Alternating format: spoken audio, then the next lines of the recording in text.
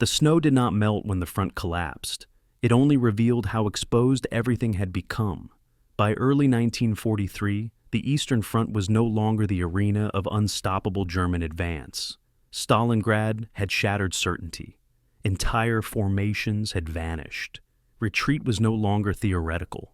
It was happening in real time, across frozen ground, through towns half destroyed and fields stripped bare. Soviet forces surged westward with a momentum that felt irreversible, and for a moment it seemed as though the entire southern sector might simply dissolve. Into that unraveling stepped Erich von Manstein. Manstein did not inherit a position of strength. He inherited fragmentation. Units were under strength, exhausted, and falling back under continuous pressure. Supply was uncertain. Communications were strained. Confidence, perhaps most dangerously, had been shaken at every level. What stood before him was not an opportunity, but a question. Could collapse be turned into design? Kharkov was not merely a city. It was a symbol of control in southern Russia, a junction of rail and road that shaped movement across the region. It had already changed hands once, and in the winter of 1943, it fell again to Soviet forces who believed they were witnessing the beginning of a permanent reversal. Their advance pressed outward aggressively, stretching lines as momentum seemed to justify risk. Manstein saw something different. He saw overextension. Where others saw a breakthrough, he saw flanks exposed by speed. Soviet formations advanced rapidly, confident after Stalingrad, pushing deeper into territory they had only recently reclaimed. Yet in doing so, they lengthened their supply lines and loosened coordination between units racing forward faster than their support could consolidate. Manstein did not attempt to halt the advance head-on. He let it breathe. He yielded space deliberately, trading ground for alignment, absorbing pressure while repositioning mobile formations for something far more precise than a defensive stand.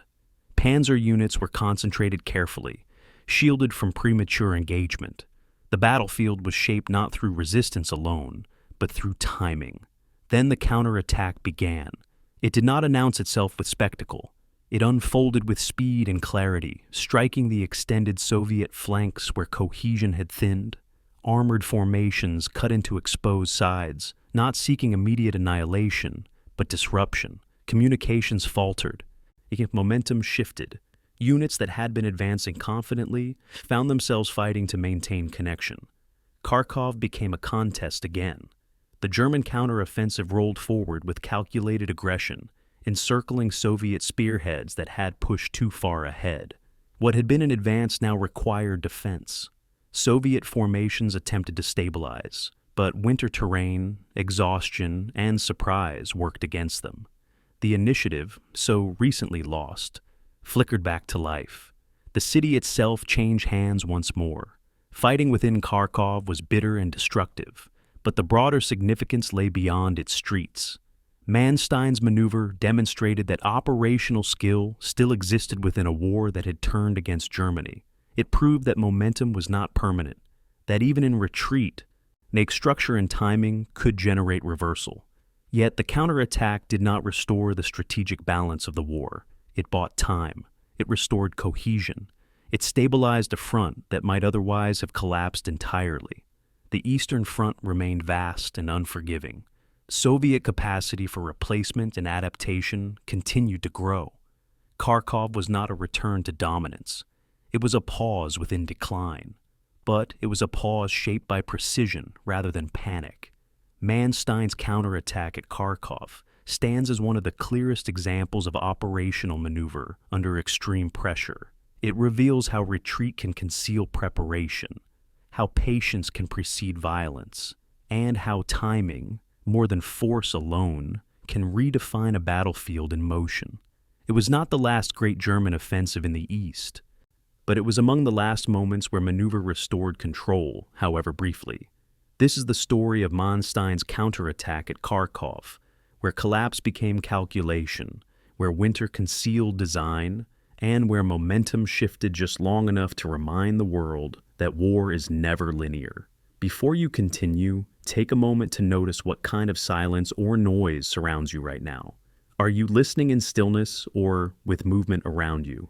Is this early in your day, late into it, or somewhere suspended between the two? Kharkov was decided in hours that felt stretched thin by uncertainty. Let this story meet your moment without forcing it forward. February 1st, 1943. Inside a frozen command post north of Kharkov, a Soviet Colonel Mikhail Shumilov studies reconnaissance photographs spread across a table scarred by cigarette burns and spilled tea. The images show German vehicles moving westward in long, disorganized columns. Ammunition dumps burning, supply depots abandoned. To Shumilov and his staff officers, huddled in their greatcoats against the bitter cold, these photographs tell a simple story. The Wehrmacht is collapsing. The question now is not whether the Red Army will win, but how far they can pursue the retreating enemy before spring mud makes the roads impassable. Shumilov lights another cigarette and allows himself a moment of satisfaction. After 2 years of devastating defeats, after the horror of the initial invasion and the agony of fighting for every kilometer of Soviet soil, the tide has finally, unmistakably turned. That this confidence is not Shumilov's alone. It flows through every level of Soviet command, like electricity through a wire.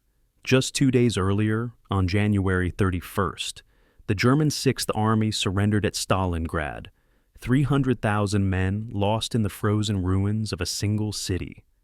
The surrender photographs have already reached Moscow, showing gaunt German prisoners shuffling through the snow, their faces hollow with hunger and defeat. Field Marshal Friedrich Paulus, who had commanded Germany's finest army, is now a Soviet prisoner. The myth of Wehrmacht invincibility, forged in the Blitzkrieg victories of 1940 through 1941, has shattered like ice struck with a hammer. In command posts from Leningrad to the Caucasus, Soviet officers are calculating not whether they can push the Germans back, but whether they can destroy them entirely before the year ends. The optimism is intoxicating, dangerous, and almost entirely justified by the evidence before them. In Moscow, 300 kilometers from Shumilov's frozen headquarters, General Alexander Vasilevsky stands before an enormous map table at Stavka, the Soviet High Command. Vasilevsky is 57 years old, methodical, cautious by nature, but even he cannot suppress the satisfaction in his voice as he briefs his staff on the developing situation. Colored pins representing Soviet armies stretch in a great arc across the southern front, pushing westward like a tidal wave. German positions, marked in red, are fragmenting. Supply lines are severed. Entire sectors are held by rear echelon troops cobbled together from bakers, clerks, and construction battalions. Vasilevsky's operational plan, codenamed Operation Polkovodets, envisions Soviet forces reaching the Dnieper River by spring. This would place the Red Army within striking distance of Ukraine's industrial heartland and the vital river crossings that guard the approaches to Poland.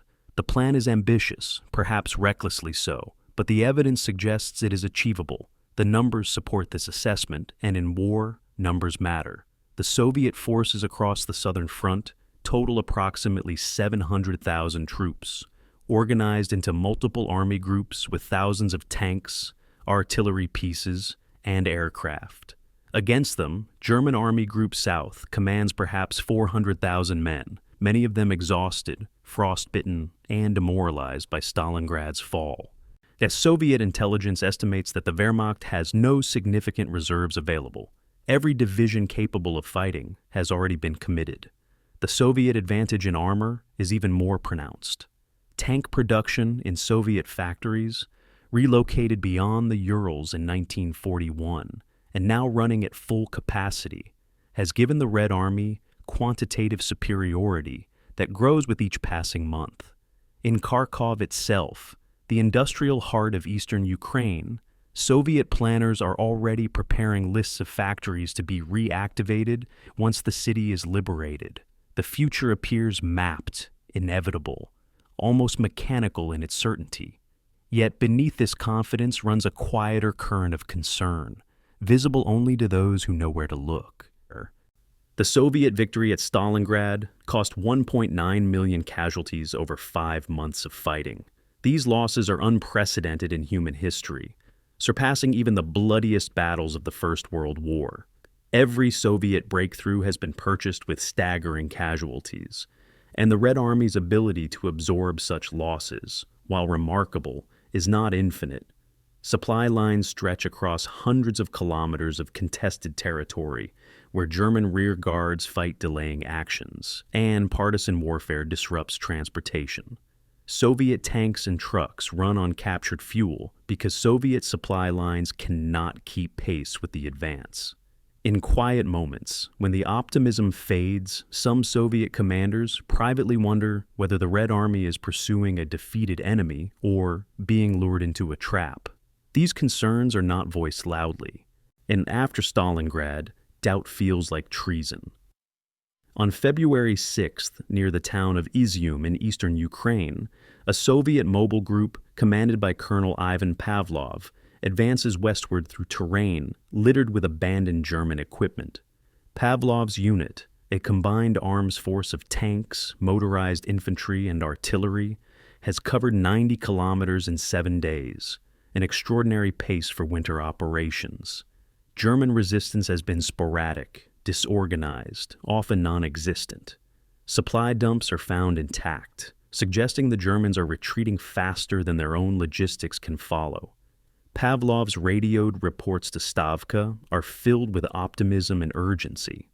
His message is simple: give him fuel and ammunition, and he can push another 100 kilometers before the Germans establish any coherent defensive line.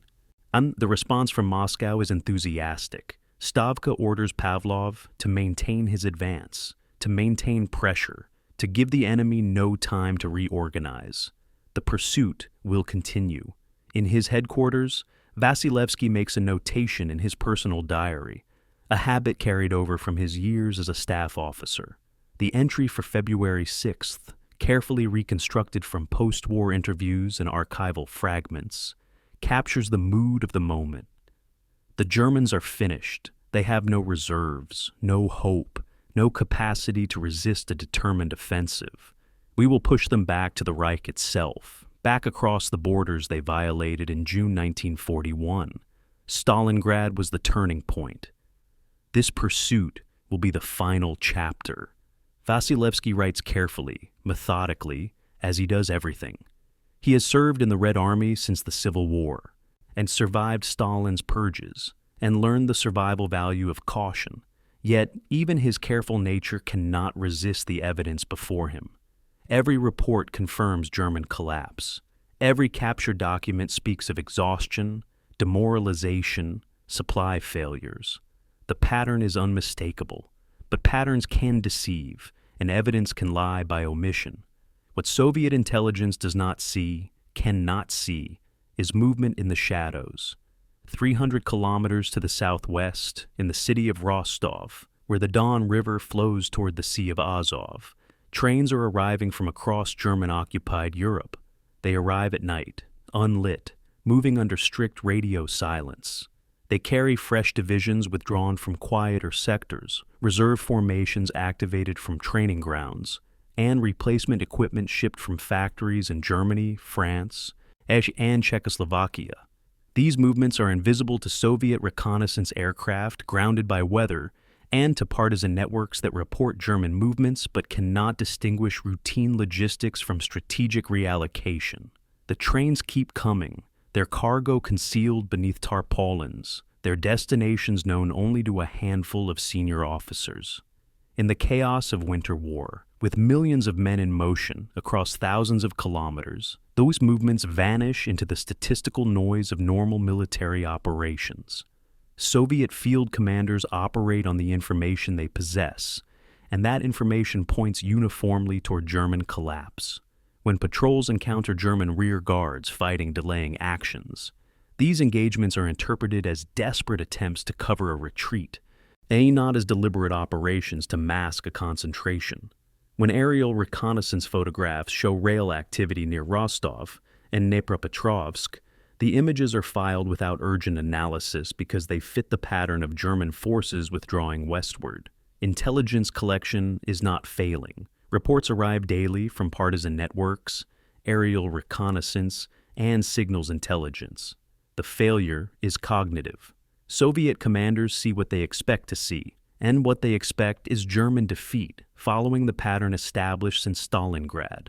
This cognitive failure, this inability to perceive preparation disguised as retreat, will cost them dearly in the days ahead.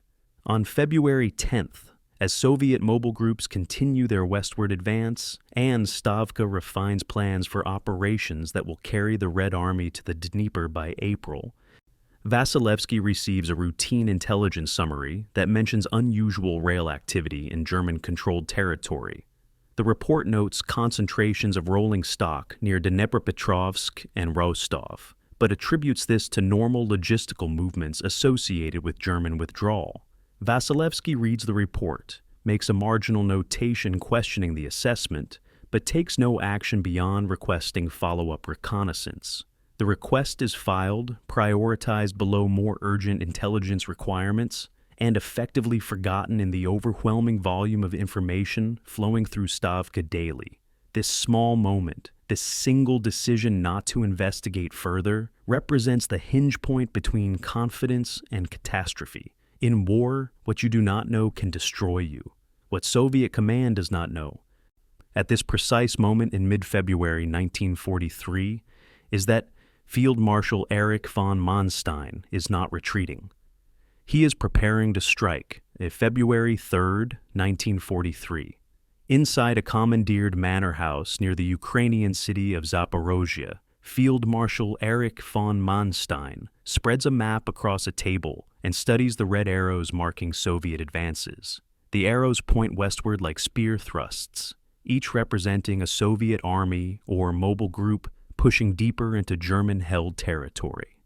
To any conventional military mind, these arrows spell disaster, encirclement, collapse, perhaps the complete destruction of Army Group South. Manstein, however, sees something different. He sees extended supply lines vulnerable to counterattack. He sees Soviet forces dispersed across a wide front, their strength diluted by the very success of their advance. He sees an opportunity that exists only because his opponents believe victory is inevitable. Manstein is 55 years old, one of Germany's most capable field commanders, and he has spent his entire professional life preparing for precisely this kind of moment. The question is not whether to counterattack. The question is whether he can assemble sufficient force before the opportunity vanishes. The order from OKW, the Wehrmacht High Command, arrived that morning. It is characteristically vague, reflecting the chaos of Germany's strategic situation. Stabilize the southern front, prevent further Soviet penetration, preserve combat effectiveness of Army Group South. Manstein reads between the lines. His superiors in Berlin are terrified of another Stalingrad, another encircled army group announcing German defeat. They want him to establish defensive positions, to husband resources, to avoid risks.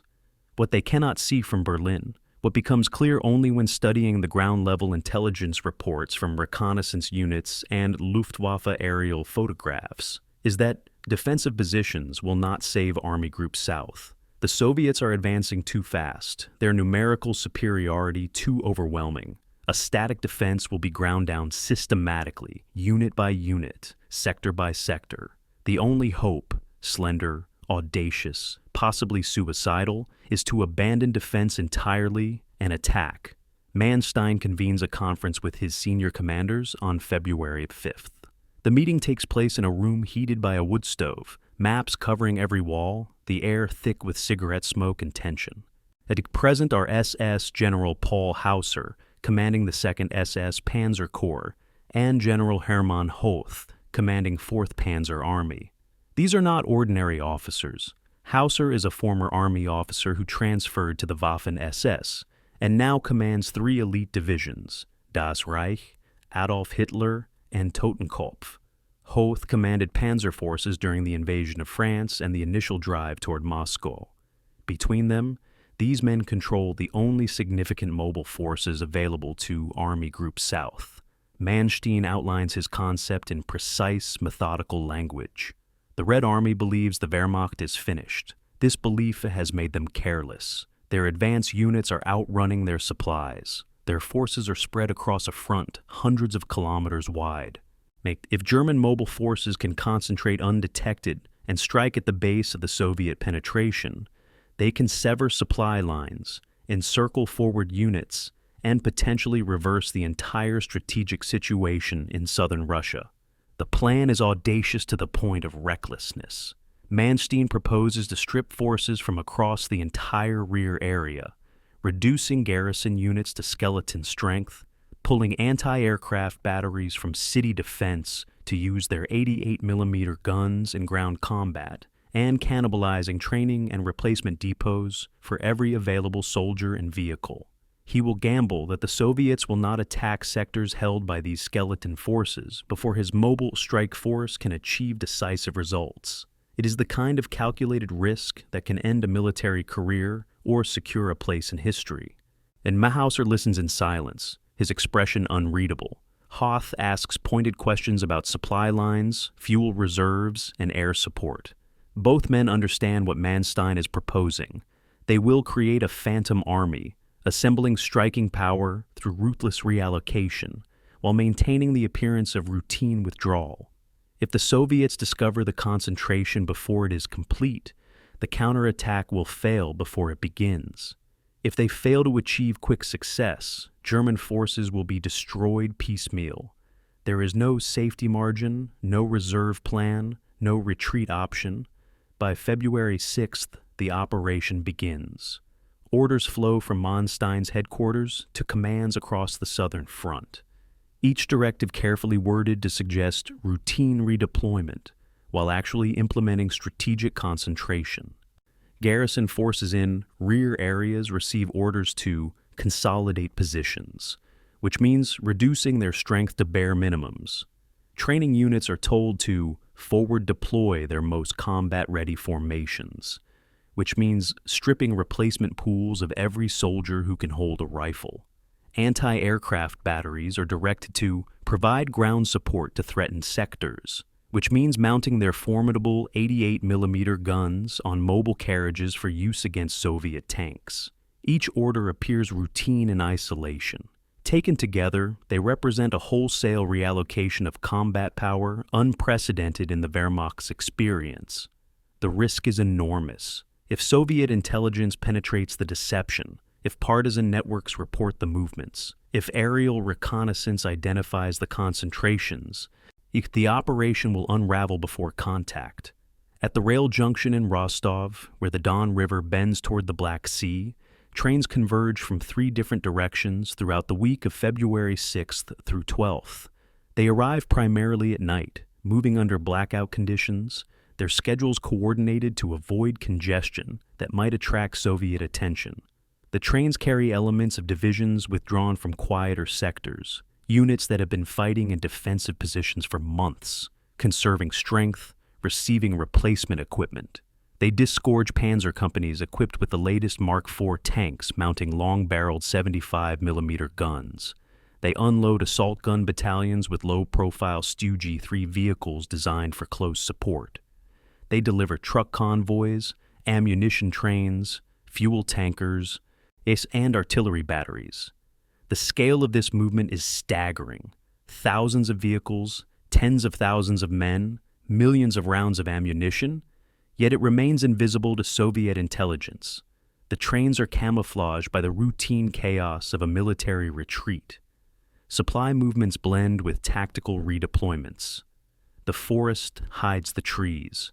Manstein's actual available strength, carefully tallied by his operations staff, amounts to approximately 330,000 troops across all of Army Group South. Of these, only about 70,000 constitute dedicated mobile striking forces, the SS divisions, the reconstituted elements of 4th Panzer Army, and scattered armored units pulled from across the front.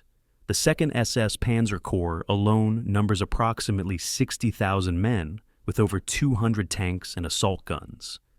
These are not ordinary soldiers. The SS divisions are elite formations, politically indoctrinated, fanatically motivated, and equipped with the best weapons available. Das Reich, Adolf Hitler, and Totenkopf divisions have been rebuilt after severe losses earlier in the war. They are rested, refitted, and eager to prove their worth. 4th Panzer Army under Hermann Hoth is being reconstituted from remnants and reinforcements, brought up to striking strength through the same ruthless reallocation Manstein has ordered across the entire army group. These forces represent Germany's last significant mobile reserve in southern Russia. If they fail, there is nothing behind them. The logistics of the operation are daunting. Rail capacity through southern Russia, degraded by partisan attacks and Soviet sabotage, can handle 12 to 15 trains per day. Each train can carry approximately 1,000 tons of supplies or 250 soldiers with their equipment. Manstein prioritizes offensive supplies, fuel, ammunition, spare parts, over defensive construction materials. His calculation is simple. Static defenses will not save Army Group South, but a successful counteroffensive might. Every locomotive, every rail car, every ton of cargo must serve this single purpose. The rail officers work around the clock, coordinating schedules, routing trains through damaged track sections, improvising solutions when equipment fails. By February 10th, the concentration is nearly complete. Over 70,000 combat troops and hundreds of armored vehicles have been assembled in attack positions without triggering any significant Soviet response. Yet the Phantom Army has materialized from chaos. Yet this success rests on a foundation of insubordination. Hitler's standing order for all German forces on the Eastern Front is explicit. No retreat. Every position will be held to the last man. This order reflects Hitler's belief that willpower can overcome material disadvantages, that German soldiers must compensate for numerical inferiority through fanatical resistance. Manstein considers this order militarily insane. Static defense against Soviet numerical superiority will result in piecemeal destruction. Mobile operations, fighting and withdrawing, concentrating and striking, offer the only hope of preserving combat effectiveness. But implementing mobile operations requires violating Hitler's direct orders. Manstein does so carefully, disguising his preparations as routine adjustments, and never explicitly stating his intentions in written communications. He knows this calculated insubordination could cost him his command, possibly his life. The Nazi regime does not tolerate disobedience, even from successful generals.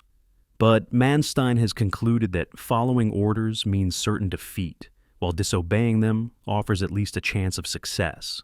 On February 11th, Manstein sends a message to Hitler's liaison officer at Army Group South headquarters. The message is carefully worded, revealing just enough to prepare the high command while concealing the full scope of his intentions. I can punch a hole in the Russian lines if given 72 hours without interference from higher command. Request operational freedom to exploit opportunities as they develop. The message arrives at Wehrmacht headquarters in East Prussia the following day. Hitler, still reeling from the Stalingrad disaster and desperate for any positive news from the Eastern Front, grants Manstein the requested freedom. This authorization, grudging and conditional, gives legal cover to an operation already underway. By the time Hitler fully understands what Manstein intends, German tanks will already be rolling towards Soviet positions. The Phantom Army, assembled through deception and insubordination, waits in the winter darkness for the order to attack. Everything depends on surprise, speed, and Soviet blindness lasting just a few more days. February 2nd, 1943. In a secure communications room deep within Moscow's GRU headquarters, Captain Dmitry Volkogonov reviews the day's intelligence summaries with growing frustration. Volkogonov is 26 years old, a rising officer in Soviet military intelligence, fluent in German and trained in signal analysis. His task is to track German force dispositions across the Southern Front by analyzing radio intercepts, aerial reconnaissance, and partisan reports. The The raw data floods in daily. Hundreds of radio messages, dozens of reconnaissance photographs, countless partisan observations. But raw data is not intelligence. Intelligence requires interpretation, context, understanding.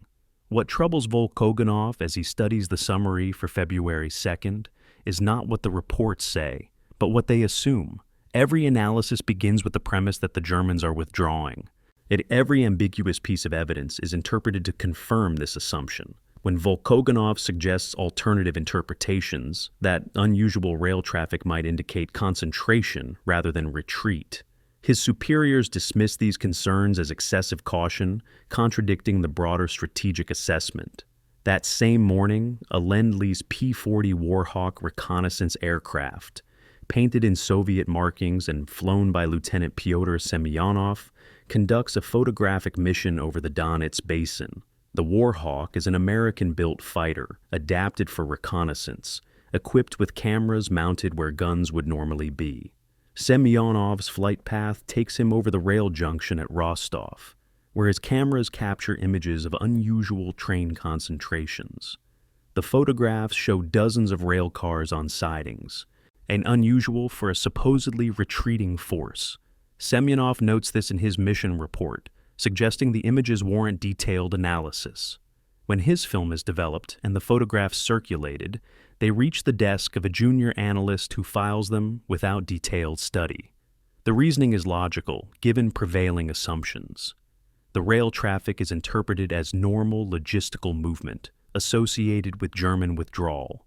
The photographs, which capture tangible evidence of German concentration, are archived without triggering any operational response.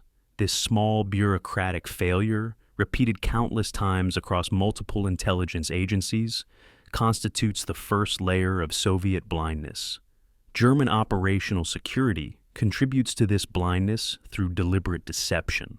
On February 4th, all units of the 2nd SS Panzer Corps receive orders implementing comprehensive communication security procedures. Radio traffic, normally heavy in mechanized formations, coordinating movements is reduced to absolute minimums. When radio must be used, units operate under dummy call signs that disguise their true identities. Das Reich Division, Adolf Hitler Division, and Totenkopf Division, names that would immediately alert Soviet intelligence to elite formation concentrations, transmit as generic infantry units with bland numerical designations. Whenever possible, communications go through telephone lines rather than radio, leaving no electromagnetic signature for Soviet intercept stations. Movement occurs exclusively at night. Vehicles travel with headlights extinguished, navigating by moonlight and carefully memorized routes. SU troops receive strict orders against loose talk, even among themselves. The penalty for security violations is severe and immediately enforced. This operational security is not perfect, but it does not need to be perfect. It only needs to delay Soviet discovery long enough for the concentration to complete. Soviet intelligence operates through multiple competing organizations, each collecting information through different channels, each jealously guarding its sources and methods. The GRU, military intelligence, controls human agents in German-occupied territory and signals intercept operations. The NKVD, Stalin's secret police, runs its own intelligence networks focused on political reliability and counterintelligence. Each front-level army group maintains its own intelligence staff collecting tactical information. This organizational fragmentation creates fatal gaps in analysis. Information collected by one agency often never reaches others. Even when information is shared, competing interpretations and institutional rivalries prevent unified assessment. On February 5th, an NKVD operative in German-occupied Dnepropetrovsk reports unusual military activity, increased security, unexplained troop concentrations, new command vehicles arriving. This report makes its way through NKVD channels toward Moscow, but it never reaches GRU analysts or Stavka operations staff. The intelligence exists, scattered across three bureaucracies, but it never coalesces into actionable understanding. At Stavka on February 6th, Vasilevsky and Zhukov, the two most powerful Soviet military commanders after Stalin himself, on review intelligence summaries during their regular morning briefing. The briefing covers the entire Eastern Front from Leningrad to the Caucasus, thousands of kilometers of active operations involving millions of soldiers. The southern sector receives perhaps 10 minutes of discussion. Intelligence summaries mention possible German concentration near Rostov, but the language is tentative, hedged with qualifications. The assessment concludes that observed activity represents residual enemy forces consolidating defensive positions, a routine interpretation consistent with German withdrawal. Neither Vasilevsky nor Zhukov, despite their considerable experience, challenges this assessment. Both men have spent the past 6 months preparing offensives to exploit German weakness following Stalingrad. Their mental framework is oriented toward offense, toward exploiting opportunity, toward pursuing a defeated enemy. Evidence that contradicts this framework is unconsciously discounted, rationalized, or ignored. This is not incompetence. It is the normal human tendency to see what we expect to see, to fit new information into existing patterns, to resist evidence that challenges our understanding. The specific units that will spearhead Manstein's counterattack remain invisible to Soviet intelligence despite their size and distinctive character. 2nd SS Panzer Corps, comprising 3 full divisions with approximately 60,000 men and over 200 armored vehicles, moves through occupied territory without triggering significant Soviet response. How is this possible?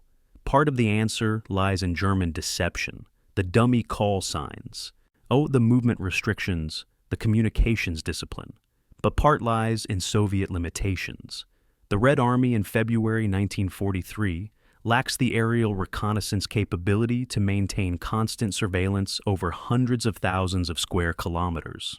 Soviet partisan networks, though extensive, focus primarily on reporting troop movements along roads and railroads, not on identifying specific units or assessing concentration areas. Soviet signals intelligence can intercept German radio traffic, but the Germans have learned to minimize radio use during sensitive operations. Most importantly, German Enigma traffic remains unreadable by the Soviets. The ultra-intelligence that proved so valuable to British and American forces comes from Enigma decrypts. But this capability is closely held by the Western Allies and not shared with Moscow. Weather contributes to Soviet blindness during this critical period. Heavy snow through early February reduces Soviet air reconnaissance effectiveness. Flights are canceled or curtailed. When aircraft do fly, cloud cover and limited visibility reduce photographic quality. Ground-based observation posts struggle with the same conditions. Limited visibility, snow obscuring landmarks, cold that freezes optical equipment and exhausts observers. These natural limitations compound organizational problems and German deception, creating a multi-layered fog that conceals German preparations. Intelligence officers like Captain Volkoganov sense something is wrong. The pieces do not quite fit. The pattern is not quite right, but they lack evidence sufficient to challenge the prevailing assessment. In bureaucratic organizations, especially military ones operating under Stalin's regime, where wrong assessments can prove fatal, caution means accepting the consensus interpretation unless evidence is overwhelming. German counterintelligence, the Abwehr, actively feeds Soviet intelligence networks with false information designed to reinforce existing Soviet assumptions. Captured Soviet intelligence officers, turned or coerced, transmit reports describing German demoralization, supply shortages, and continued withdrawal. These false reports are carefully crafted to be plausible, consistent with what Soviet intelligence expects to hear. They mention specific unit designations, quote, purported conversations, and provide tactical details that appear authentic. Soviet intelligence officers analyzing these reports have no way to distinguish authentic information from carefully constructed deception. The reports fit the pattern, confirm the assessment, and are accepted as valid. This success in German information operations is not technological or sophisticated. It is psychological, exploiting Soviet cognitive biases and organizational blind spots to reinforce false confidence. By February 10th, as Soviet mobile forces continue advancing westward and Stavka refines offensive plans expecting German collapse, the accumulated intelligence failures have created a dangerous reality gap. Soviet command believes it faces a defeated, disorganized enemy with no capacity for significant offensive action. The actual situation is nearly opposite. German forces, though numerically inferior, have concentrated sufficient mobile strength to threaten the entire Soviet southern offensive.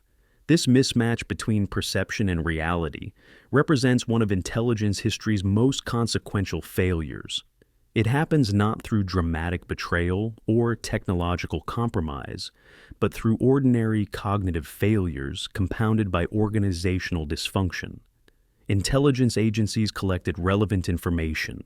Analysts processed and distributed that information. But at every stage, bias and assumption filtered the data, shaping it to confirm what commanders expected, rather than revealing what actually threatened them.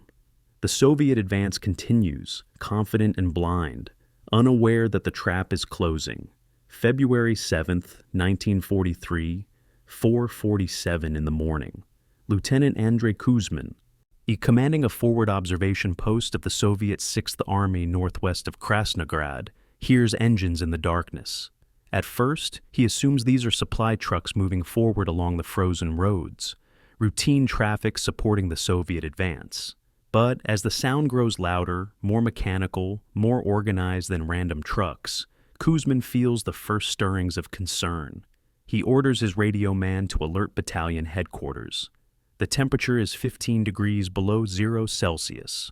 Visibility in the pre-dawn darkness extends perhaps 50 meters. Kuzmin peers through the gloom, trying to distinguish shapes in the darkness, wondering why supply convoys would be moving so early. Then the first shell impacts 200 meters from his position, throwing frozen earth skyward. The second shell lands closer. The third destroys his radio. All in the confusion as Kuzmin and his men scramble for their fighting positions, he glimpses through the darkness what appear to be tanks, many tanks, moving in formation.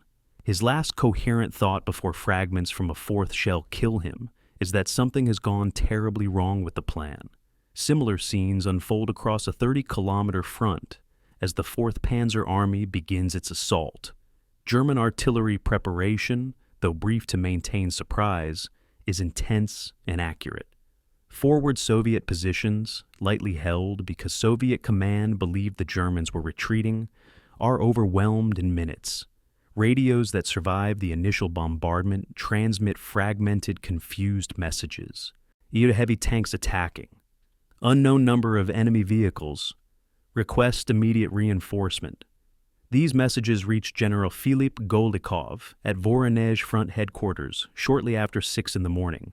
Golikov, awakened by his operations officer, initially interprets the reports as describing a local German counterattack, an attempt to slow the Soviet advance, perhaps to cover a withdrawal. This interpretation seems reasonable. Throughout the winter, German forces have launched dozens of small counterattacks to disrupt Soviet operations. Golikov orders the threatened sectors to hold their positions and continues with his planned operations for the day, which include further Soviet advances westward. It will take hours before the true scale of the German operation becomes apparent. By midday on February 7th, the pattern of reports reaching Soviet headquarters has shifted from confused to alarming. Forward units are not reporting local counterattacks. They are reporting breakthrough attempts by significant armored forces. Tank units believed to be scattered or withdrawing are instead attacking in coordinated formations.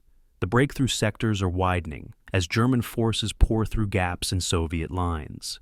Most concerning are reports identifying SS formations. The tactical markings on destroyed German vehicles indicate Das Reich and Adolf Hitler divisions, elite units that Soviet intelligence believed were far to the west. Golikov begins to understand that this is not a local operation. This is something larger, coordinated, potentially catastrophic. He orders a general defensive stance across Voronezh front and urgently requests clarification from Stavka about German force dispositions.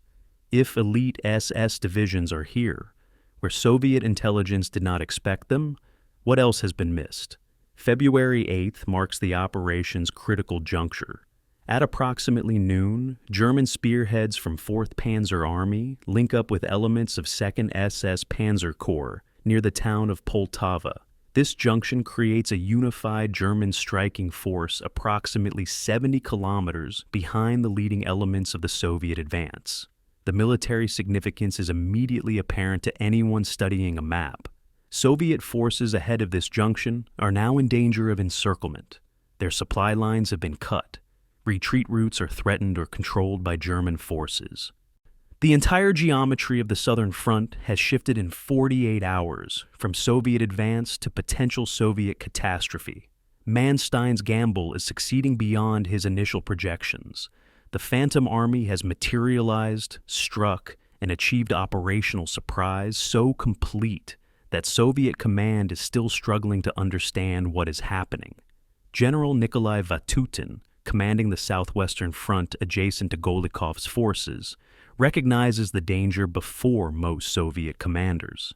Vatutin is experienced, aggressive, and not prone to panic, but the reports reaching his headquarters on February 8th afternoon are unmistakable. German mobile forces have penetrated deep into Soviet-controlled territory. Soviet forward units are reporting confusion, severed communications, and mounting casualties. Most alarmingly, and Soviet intelligence has failed to predict any of this. If intelligence could miss concentrations of this size, what else might be wrong with Soviet assessments?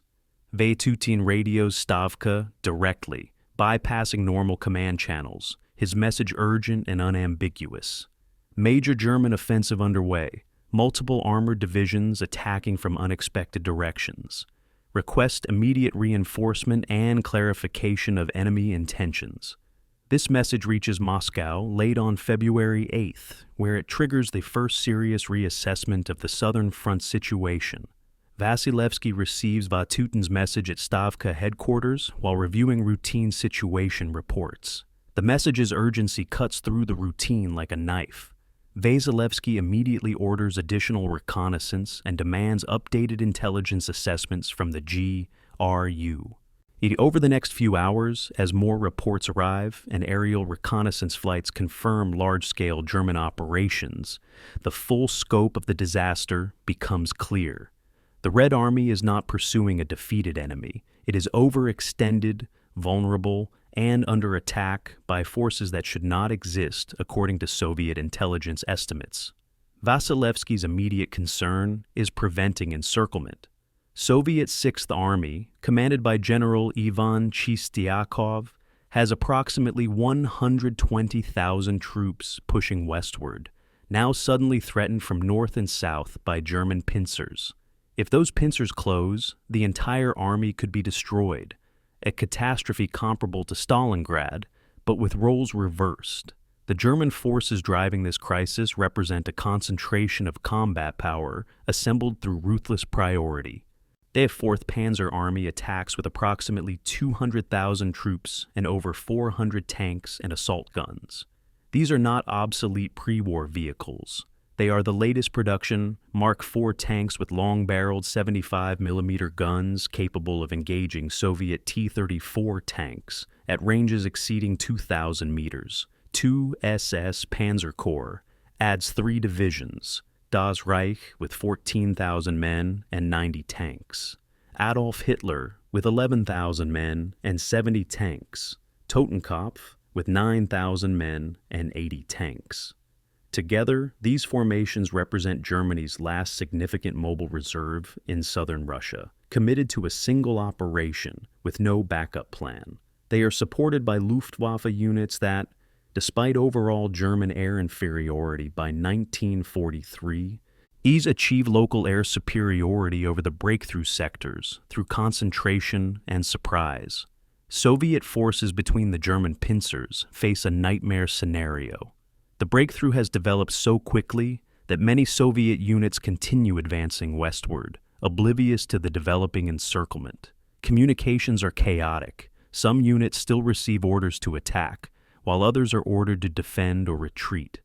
Coordination between adjacent units breaks down as German attacks sever command links. Forward units call for artillery support that never arrives because the artillery batteries are themselves under attack.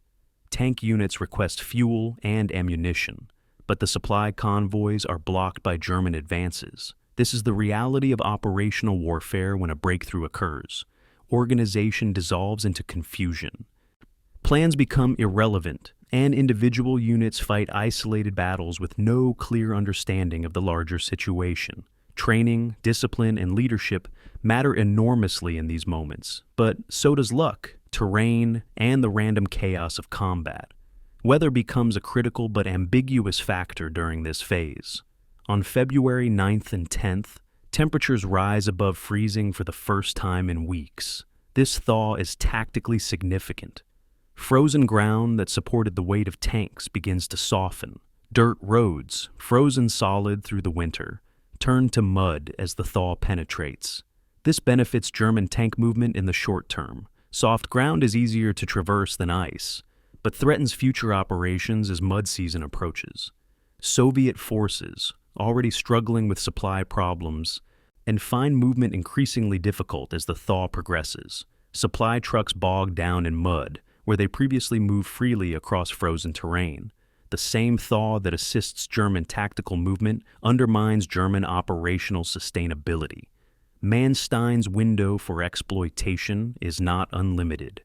Spring mud, the Rasputitsa that has saved Russia from invaders throughout history, looms as an inexorable deadline. By the evening of February 10th, the situation's gravity is apparent to Soviet high command. Vasilevsky convenes an emergency conference at Stavka, attended by Zhukov and other senior commanders either in person or by secure telephone link. The discussion is frank, sometimes heated. How did intelligence fail so completely? Why were forward units allowed to advance so far beyond their supply lines? What reserves are available to contain the German breakthrough? Most urgently, can Soviet Sixth Army be extracted before encirclement is complete? The answers are uncomfortable. Intelligence failed because collected information was filtered through assumptions that proved false. Units advanced too far because success created its own momentum and command feared restricting offensive operations. Reserves exist, but they are hundreds of kilometers distant and will take days to deploy. Extraction of Sixth Army is possible, but requires immediate orders and desperate fighting. The conference concludes with orders for a general defensive posture across the southern front and authorization for Sixth Army to begin fighting withdrawal. These orders, issued late on February 10th, may already come too late to prevent disaster. February 8th, 1943, 0530 hours. Inside a frozen barn, serving as a forward assembly area near Krasnograd, Sturmbannführer Kurt Meyer briefs his officers from the 1st SS Panzer Regiment, part of the Das Reich Division. Meyer is 32 years old, a career officer who has fought in Poland, France, and the initial invasion of the Soviet Union. He speaks without notes, his voice confident, his manner suggesting this is just another operation in a long war. But his officers, crowded into the barn's dim interior, understand what today represents. After months of defensive fighting, of retreats and withdrawals, and desperate holding actions, the Wehrmacht is attacking. Meyer outlines the operation with tactical precision. The regiment will advance along axis designated Hummingbird, a penetrating Soviet positions northwest of Krasnograd. Their objective is to achieve breakthrough within 12 hours, then exploit toward Kharkov. Resistance is expected to be moderate. Soviet forces in this sector are dispersed, oriented toward offense rather than defense, unprepared for the coming assault. Meyer concludes his briefing with a phrase that will be repeated throughout the SS divisions. Today we show them what happens when the Wehrmacht still has teeth. 30 kilometers north, Captain Leonid Nuzhin of the Soviet 340th Rifle Division conducts his own morning inspection. Nugent's regiment holds positions established 2 days earlier during the Soviet advance. The positions are hasty, trenches barely 2 meters deep, machine gun posts dug into frozen earth. He has the anti-tank guns positioned to cover likely approach routes. The fortifications are adequate for resisting a reconnaissance probe or covering force, but they are not prepared for serious assault. Nugent knows this. His men know this. But Soviet command has indicated that German forces are withdrawing, that serious attack is unlikely, that these positions need only protect supply lines supporting the continued advance. Nugent has requested additional anti-tank guns, more barbed wire, and engineer support to improve his positions. His requests have been noted but not filled. There are not enough resources to fortify every position along hundreds of kilometers of front. As dawn approaches on February 8th, Nugent stands in his command post, drinking bitter tea and watching the eastern horizon lighten. He is 41 years old. Dahl, a veteran of the Civil War and the Finnish campaign, experienced enough to trust his instincts when something feels wrong. The German assault begins with artillery at 0600 hours. Forward observers infiltrated into Soviet-controlled territory overnight. Direct fire onto identified Soviet positions. The bombardment is brief but intense, not the sustained preparation of set-piece attacks, but a violent shock designed to overwhelm defenders in the critical first minutes. Soviet positions take direct hits from heavy guns firing high-explosive shells. Machine gun posts are obliterated. Communication trenches collapse. Men caught above ground are killed by shrapnel or concussion. Nugent's command post, dug into a hillside with overhead protection, survives the initial barrage, but his radio is destroyed by near miss. He is blind, is deaf, unable to communicate with his companies or request support. This isolation is deliberate German strategy. Destroy command and control first, then attack the disorganized remnants. Modern warfare emphasizes systems and organization. Destroy the system, and even brave soldiers become ineffective. Following the artillery preparation, German armor advances in classic combined arms formation.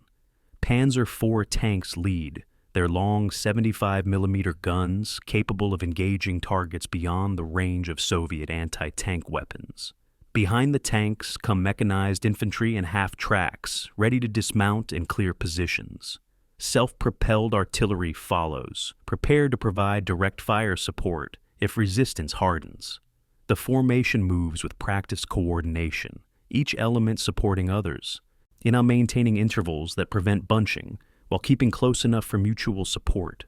This is the Wehrmacht doctrine refined through 3 years of war, concentrated force at decisive points, combined arms employment, rapid exploitation of success. Soviet soldiers watching this advance from surviving positions recognize professional skill when they see it. These are not the exhausted, demoralized troops Soviet propaganda describes. These are veteran formations attacking with confidence and competence. First contact occurs at approximately 6:45 near Nugent's positions. Soviet anti-tank guns, 45mm weapons positioned in the standard defensive array, engage German tanks at maximum range. The Soviet guns are effective to perhaps 2,000 meters against German armor.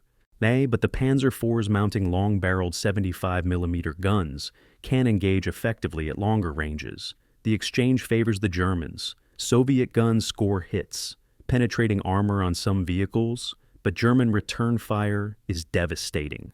High explosive rounds impact Soviet gun positions, killing crews or forcing them to abandon weapons.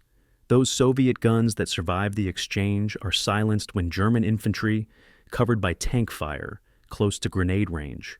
By 0730, Nugent's forward defensive line has been breached. German armor pours through gaps, exploiting towards Soviet rear areas. Nugent, still unable to communicate with higher command, orders his remaining companies to fall back to secondary positions. This withdrawal is orderly initially, but German pressure turns order into confusion into rout. The individual vehicles and weapons that fight this battle represent years of industrial development and thousands of engineering compromises. The German Panzer IV, in its February 1943 configuration, mounts a 75mm L-48 gun, meaning the barrel length is 48 times the caliber diameter. This long barrel provides high muzzle velocity and excellent armor penetration. The tank weighs approximately 25 tons, has frontal armor of 80 millimeters, and can achieve road speeds of 40 kilometers per hour. Its main weakness is mechanical complexity. The tank requires constant maintenance and sophisticated spare parts increasingly difficult to obtain as German logistics deteriorate. The Soviet T-34 tank, which will feature prominently in subsequent battles, mounts a shorter 76mm gun, but compensates with better mobility, sloped armor that increases effective thickness, and mechanical simplicity that permits repairs under field conditions. Both tanks represent different design philosophies, German emphasis on precision engineering versus Soviet emphasis on mass production and battlefield sustainability. Soviet defensive doctrine in February 1943 emphasizes dense networks of anti-tank weapons dispersed across wide frontages. The 45mm anti-tank gun is the standard weapon, cheap to produce and relatively effective against German armor at close ranges. Supporting these guns are F1 anti-tank rifles, essentially enlarged bolt-action rifles firing 14.5mm armor-piercing rounds. And the anti-tank rifles cannot penetrate modern tank armor, but can damage tracks, optics, and vulnerable components. Soviet defensive theory holds that dense webs of these weapons, properly positioned and resupplied, can slow armored attacks sufficiently for reserves to counterattack.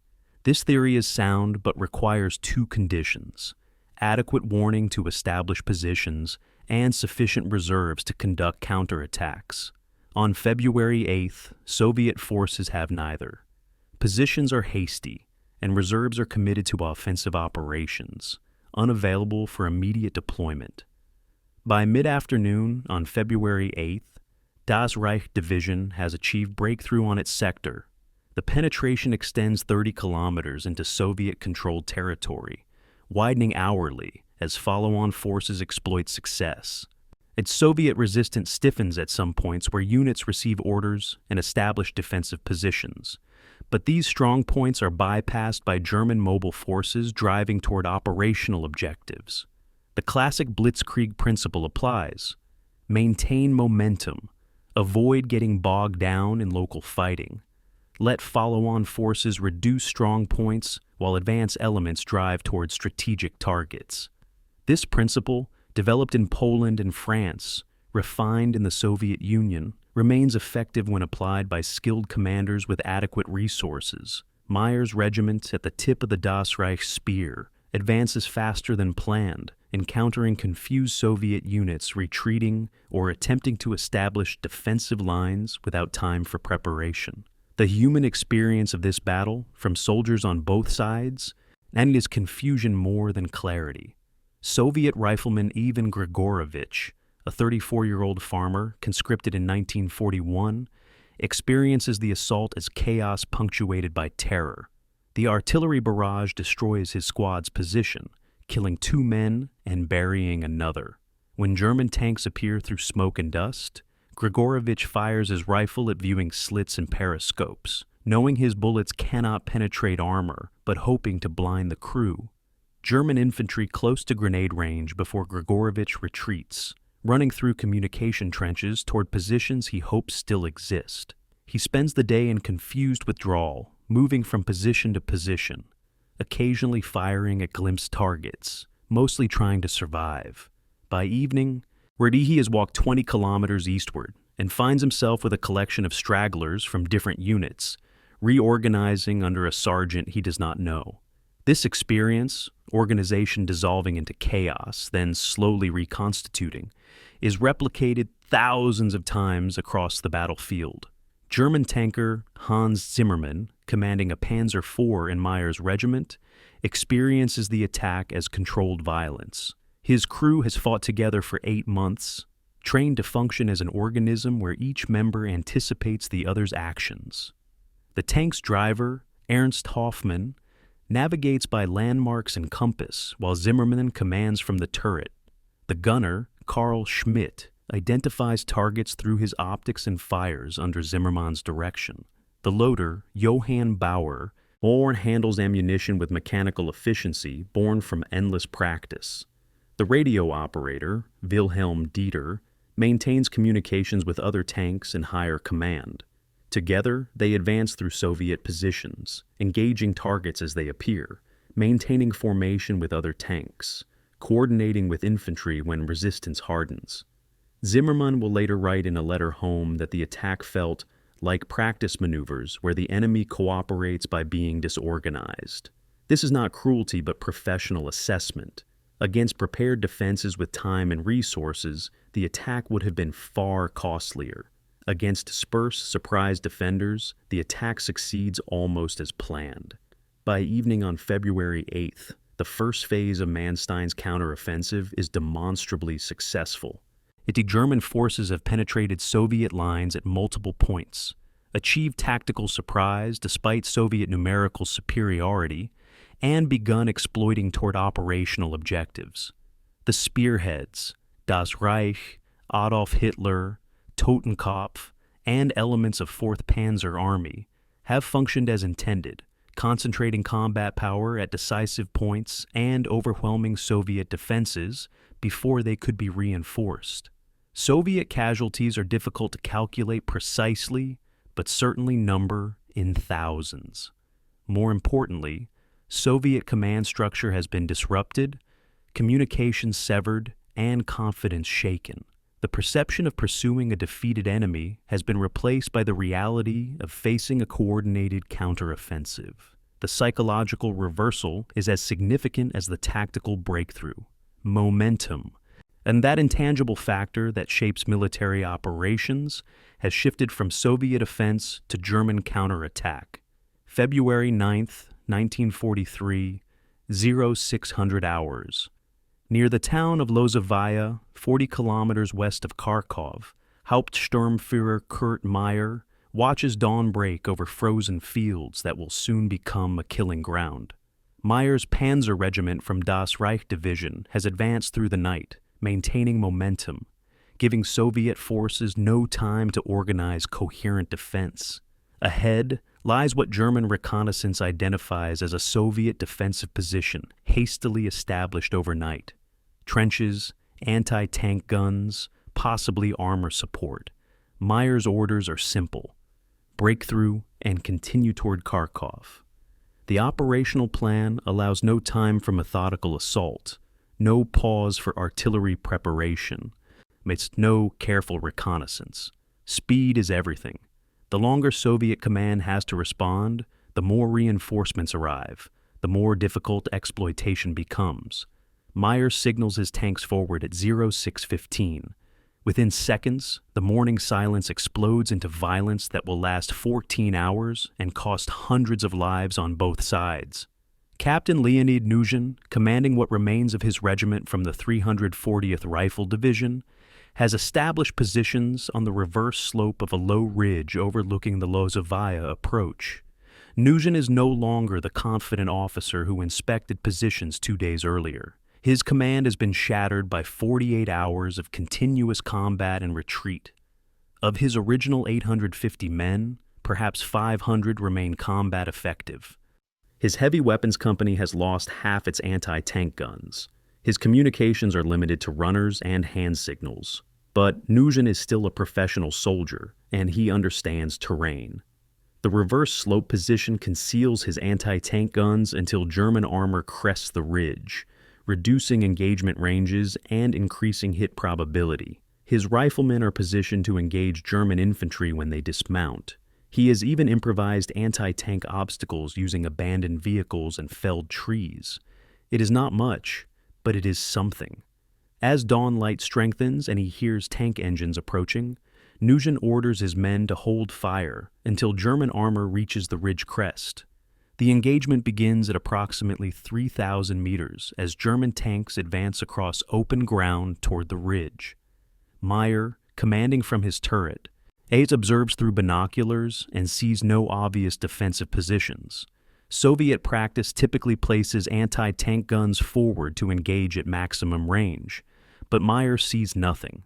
This absence troubles him.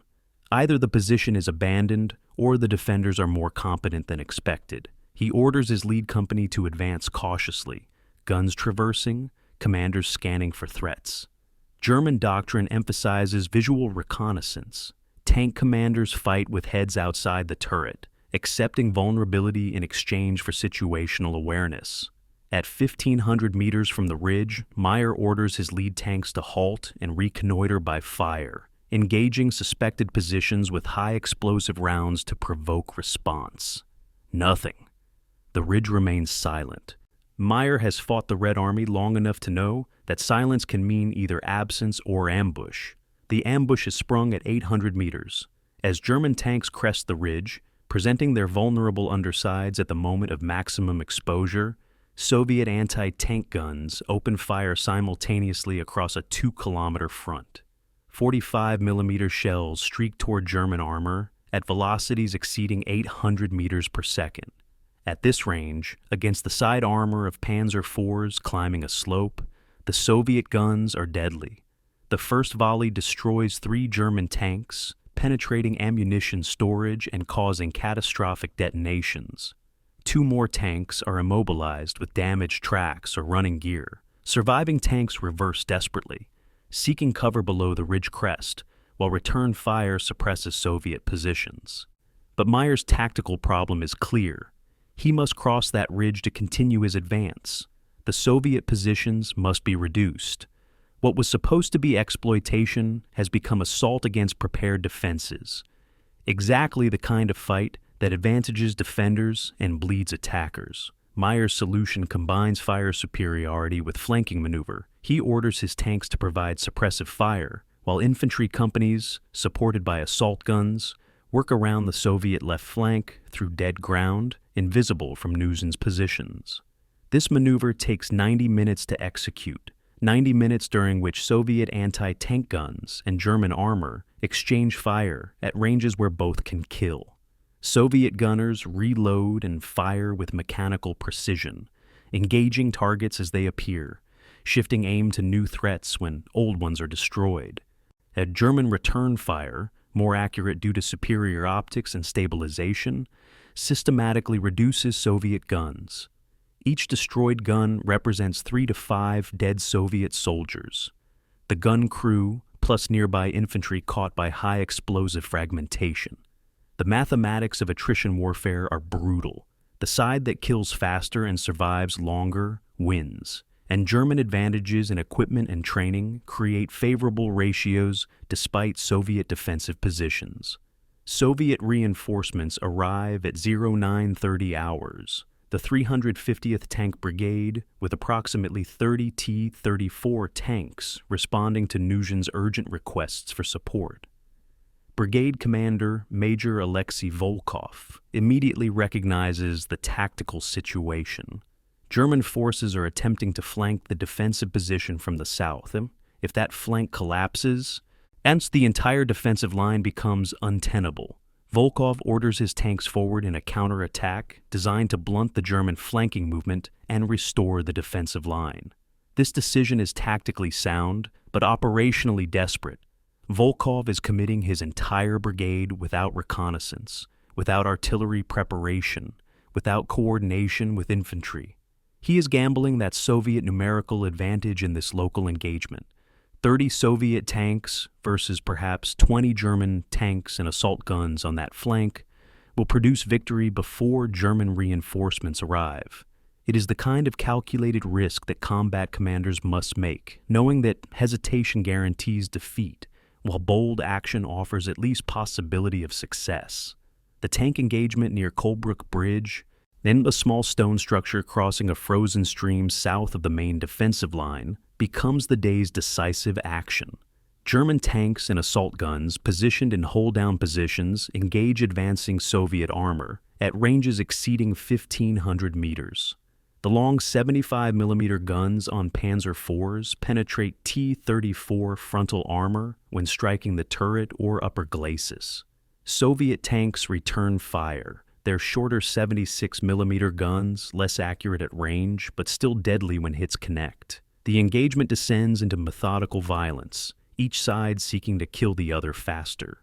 German advantages in optics, crew training, and defensive positions offset Soviet numerical superiority. Tanks burn on both sides, ammunition detonating, crews scrambling clear if they survive the initial penetration. By noon, the brigade's counterattack has stalled. Volkov has lost 18 tanks destroyed or immobilized. German losses total 7 tanks and 3 assault guns. But German maintenance crews are already recovering damaged vehicles while Soviet tanks burn or are abandoned. Meyer himself is wounded during the Kolbruck engagement, when his command tank is hit by a Soviet 76mm round that penetrates the turret ring, killing his loader and wounding Meyer with fragments that tear through his left arm and shoulder. The wound is serious enough to require immediate medical evacuation, but not fatal. Meyer's sergeant, Oberscharführer Ernst Hoffmann, assumes command of the tank and continues the engagement while medics treat Meyer's wounds. This moment, command passing seamlessly from wounded officer to experienced NCO, illustrates Wehrmacht tactical culture at its best. German doctrine emphasizes decentralized command, mission-oriented orders, and NCO initiative. Every soldier is trained to assume the responsibilities of the rank above them. This organizational philosophy, born from Prussian military tradition and refined through decades of professional military development, gives German forces resilience that compensates partially for numerical inferiority. A Soviet tank loses combat effectiveness when its commander is killed. A German tank continues fighting.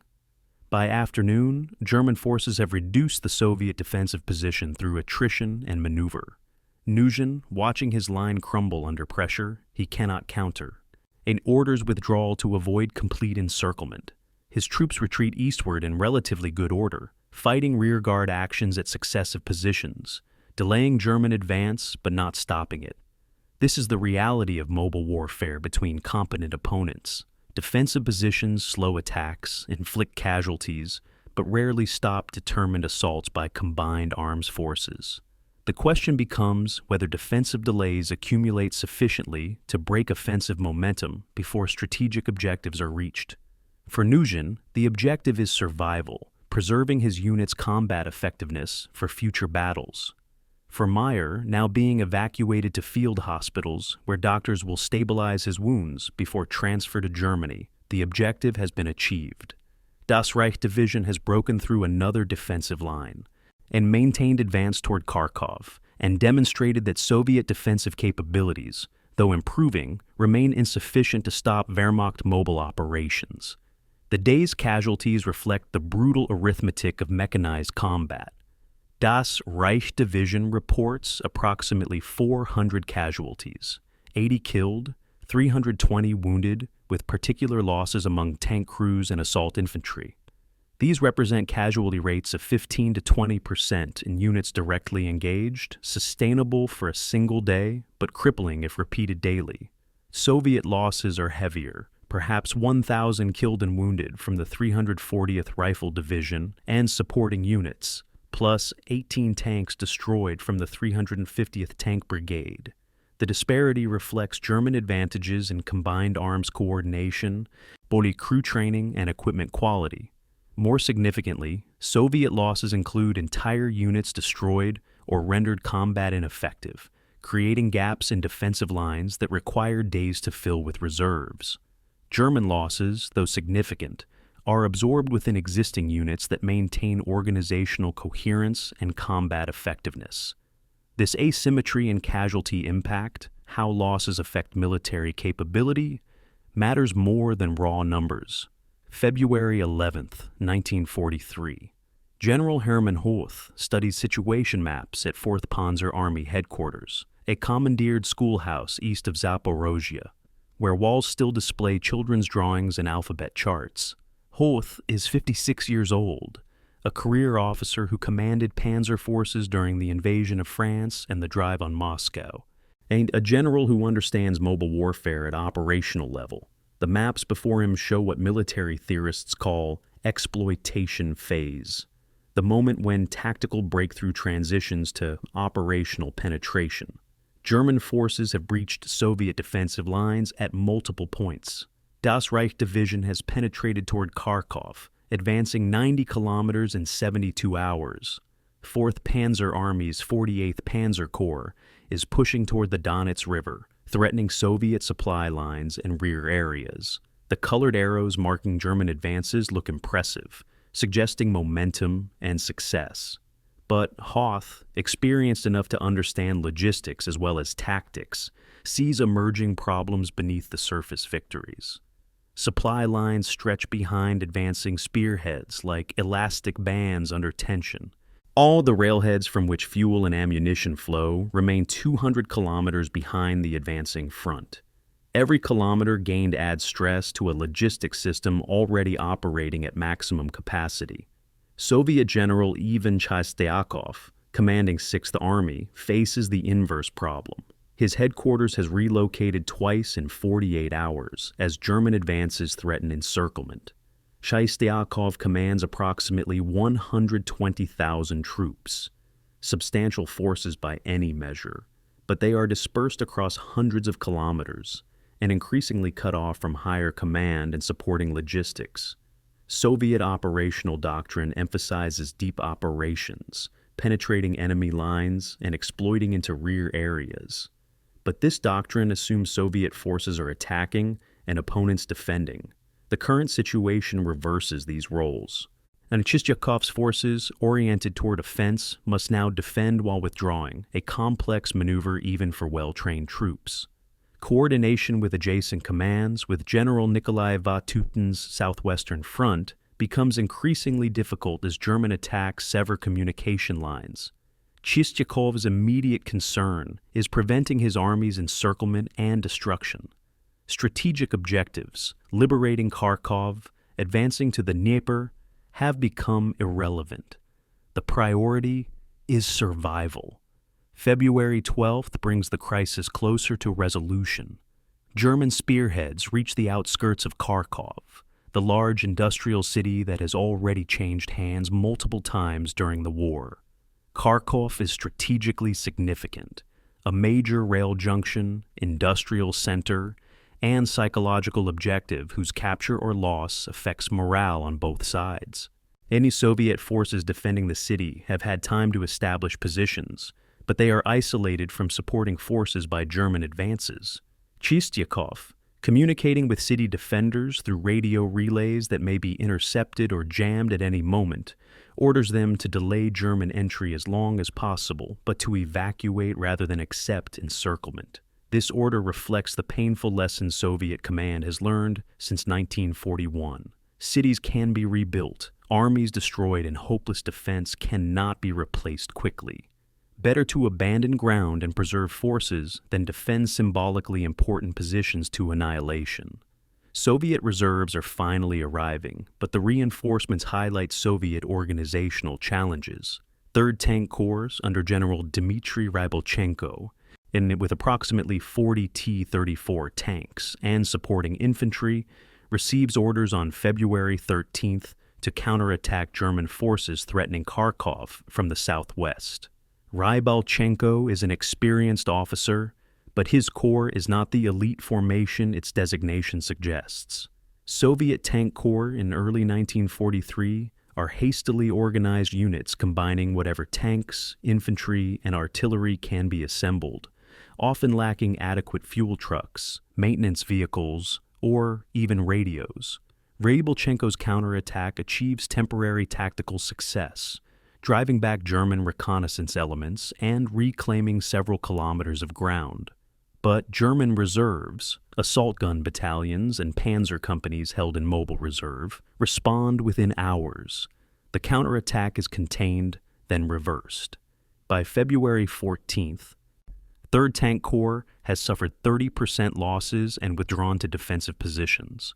The counterattack demonstrates Soviet willingness to commit reserves aggressively, but also highlights qualitative differences between Soviet and German mobile forces that numerical superiority cannot entirely offset. Manstein's operational vision extends beyond immediate tactical victories. On February 14th, he issues orders expanding the offensive northward to create a broader encirclement. German 6th Army under General Karl Adolf Strauss, operating north of Kharkov, receives orders to push southward while 4th Panzer Army and 2nd SS Panzer Corps continue their advance from the south and west. If these forces can link up east of Kharkov, they will trap substantial Soviet forces in a cauldron battle, the German term for encirclement operations, where surrounded forces are systematically destroyed. This operational concept, perfected during earlier Eastern Front campaigns, promises to convert tactical success into strategic victory. The challenge is logistical and temporal. Can German forces close the encirclement before Soviet forces escape? Can stretched supply lines sustain the expanded offensive? Can Wehrmacht mobility overcome Red Army numerical advantages before spring weather makes movement impossible? German logistics officers track consumption with increasing alarm. Supply reports indicate 4th Panzer Army requires approximately 900 trucks daily just to sustain current operations. Fuel consumption averages 250,000 gallons per day. Ammunition expenditure, particularly for artillery and tank guns, exceeds pre-operation estimates by 20%. The nearest railheads, the critical nodes where supplies transfer from trains to trucks, remain over 200 kilometers behind the advancing front. This distance means loaded trucks spend more than 48 hours in transit, 24 hours forward, 24 hours back, reducing effective supply capacity. Manstein's operational headquarters receives daily reports tracking supply status with the same attention given to combat operations. Everyone understands that logistics, not tactics, will determine whether the counteroffensive can be sustained. German forces can win battles but lack capacity to win extended campaigns of attrition. In Soviet 6th Army's situation deteriorates throughout February 14th and 15th. German forces advancing from multiple directions threaten to close encirclement rings. Chistyakov faces the commander's nightmare, watching a trap close while lacking forces to prevent it or break it. His communications with Stavka, intermittent and sometimes garbled by distance or interference, convey the same message. 6th Army requires immediate reinforcement or authorization to conduct fighting withdrawal. Soviet High Command, particularly Vasilevsky and Zhukov, understand the danger, but lack nearby reserves sufficient to affect the situation. 1st Guards Army under General Kuznetsov is being rushed forward from rear areas, but even forced marches require days to move hundreds of thousands of troops, hundreds of kilometers. The decision facing Stavka is whether to order 6th Army to defend Kharkov to the last man, buying time for reserves to arrive, or to authorize withdrawal that preserves the army but abandons the city. Military logic suggests withdrawal. Political considerations, Stalin's reaction to losing Kharkov again, complicate purely military decisions. The Donets River becomes a critical geographic feature during this phase. The river, approximately 100 meters wide and flowing through steep banks, represents a natural defensive barrier where Soviet forces could potentially stabilize their lines. But controlling the river requires securing crossing points, and German advances threaten multiple bridges. If German forces seize the crossings before Soviet forces withdraw across them, encirclement becomes inevitable, and Soviet engineers work frantically to prepare bridges for demolition while keeping them open for retreating forces. German reconnaissance elements race to secure crossings before they are destroyed. This competition for crossing points, invisible on strategic maps but decisive in operational outcomes, exemplifies how geography shapes military operations. Rivers, mountains, forests, and cities are not background scenery, but active factors determining what is possible and what is suicidal. By February 15th evening, the operational situation has clarified. German forces have achieved breakthrough and penetrated deep into Soviet-controlled territory, Das Reich has advanced 90 kilometers in 1 week. 4th Panzer Army has pushed 70 kilometers toward the Donets crossings. Soviet 6th Army, numbering approximately 120,000 troops, faces increasing encirclement from north, west, and south. The eastern escape routes toward the Donets crossings remain partially open, but are narrowing as German forces advance. Casualty figures are becoming significant on both sides. Soviet losses through February 15th are estimated at 40,000 killed, wounded, and captured, with particular losses in armor and mobile forces. German casualties total approximately 20,000, acceptable from purely tactical perspective, but representing losses in elite units that are difficult to replace. The operational question is whether German forces can close the encirclement completely, or whether Soviet forces can escape through the narrowing gap. Hoth's assessment, prepared for Manstein's headquarters on February 15th, is sobering, despite tactical success. 4th Panzer Army has achieved its immediate objectives: breakthrough, advance, disruption of Soviet operations. But sustaining further operations grows increasingly difficult. Fuel reserves are sufficient for perhaps 3 more days of intensive operations. Ammunition stocks, particularly for tank guns and artillery, are declining. Vehicle maintenance is becoming critical, as tanks and trucks operated continuously for a week experience mechanical failures faster than field workshops can repair them. Most concerning are the lengthening supply lines vulnerable to Soviet counterattack or partisan interdiction. Hoth's recommendation is to consolidate gains, establish defensive positions, and allow logistics to catch up before attempting further operations. This recommendation reflects professional military judgment, but it contradicts Manstein's operational vision of converting breakthrough into strategic victory through encirclement. The tension between tactical prudence and operational boldness will shape decisions in the coming days. February 15th, 1943, evening.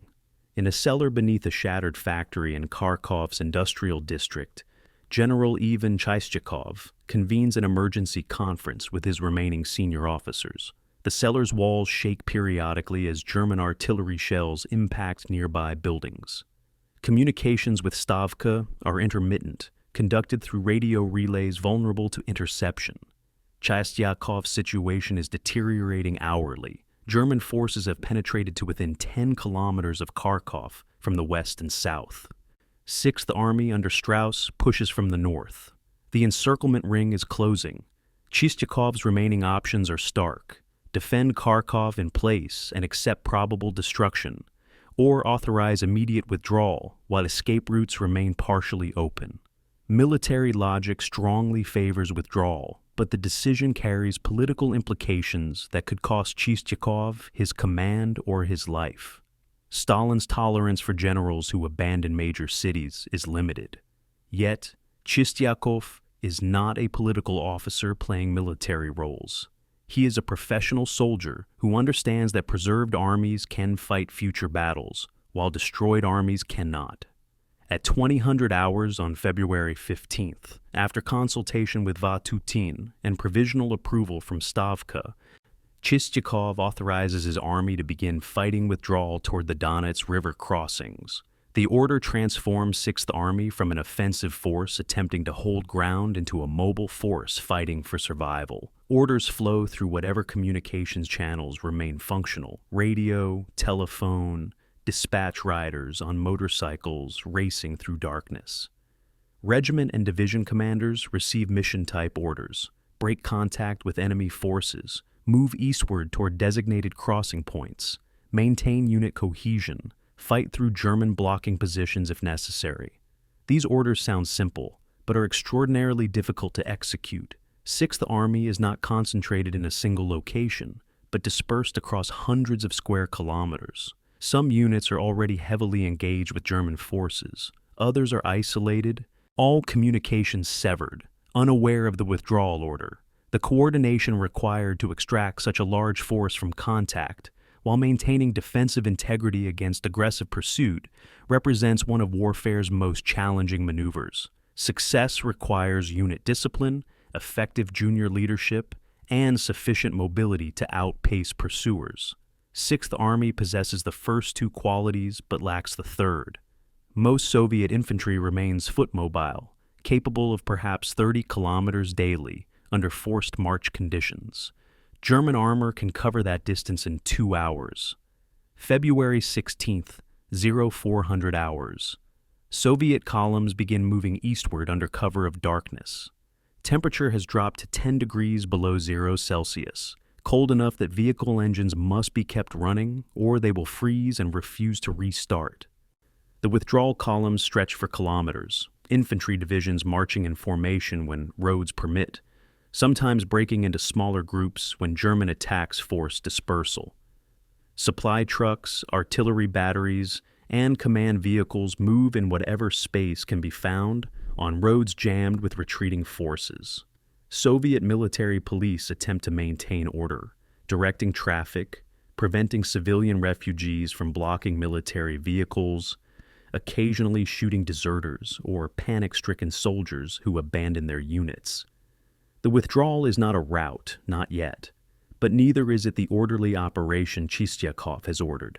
It is controlled chaos, held together by discipline and the professional corps of experienced officers and NCOs who have survived 2 years of war. German reconnaissance detects the Soviet withdrawal within hours, and Luftwaffe reconnaissance aircraft, flying at dawn on February 16th, photograph Soviet columns moving eastward.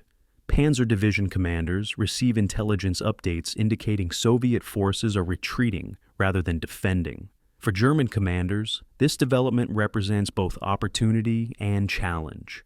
Opportunity because retreating forces are vulnerable to pursuit and encirclement. Challenge because pursuit requires fuel and ammunition that supply lines struggle to provide. General Otto von Knobelsdorff, commanding 48th Panzer Corps of 4th Panzer Army, faces exactly this dilemma on February 16th morning. His orders from Hoth are to pursue aggressively, to close the encirclement ring, to prevent Soviet escape. His supply officers inform him that fuel stocks are sufficient for perhaps one more day of intensive operations. Knobelsdorff decides to commit his remaining fuel to pursuit, gambling that success will justify the logistical risk. The tank battle for Soviet 350th Tank. Brigade survival epitomizes the withdrawal's violence. The brigade, which has already suffered losses in earlier engagements, receives orders to cover 6th Army's retreat by engaging German pursuit forces. Brigade Commander Major Alexei Volkov positions his remaining tanks, approximately 25 T-34s, in hold-down positions controlling the main withdrawal route near Poltava. His mission is to delay German pursuit for 12 hours, providing 6th Army time to reach the Donets crossings. Volkov understands this is probably a suicide mission. His tanks are outnumbered, his infantry support is minimal, and German combined arms tactics will systematically reduce his positions. But military necessity sometimes requires sacrifice. At 0800 hours on February 16th, German armor approaching from the west encounters Volkov's positions and the meeting engagement begins.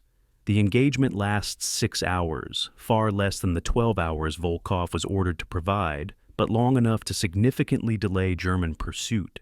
Soviet tanks engage German armor from prepared positions, achieving local superiority in the opening exchanges. 3 German tanks are destroyed in the first 30 minutes, but German forces respond with combined arms coordination that Soviet defenders cannot match. Artillery suppresses Soviet positions, while German infantry works around the flanks. Assault guns provide direct fire support, engaging Soviet tanks from multiple directions simultaneously. By early afternoon, Volkov's brigade has lost 18 tanks destroyed or abandoned, approximately 70% of its strength. Volkov himself is killed when his command tank is hit by multiple anti-tank rounds, penetrating the turret and detonating ammunition. The brigade's remnants, approximately 7 functioning tanks and 200 infantry, withdraw eastward, having achieved their mission's essence if not its specifics, delaying German pursuit long enough for many Sixth Army units to widen the gap between pursuit and pursuers.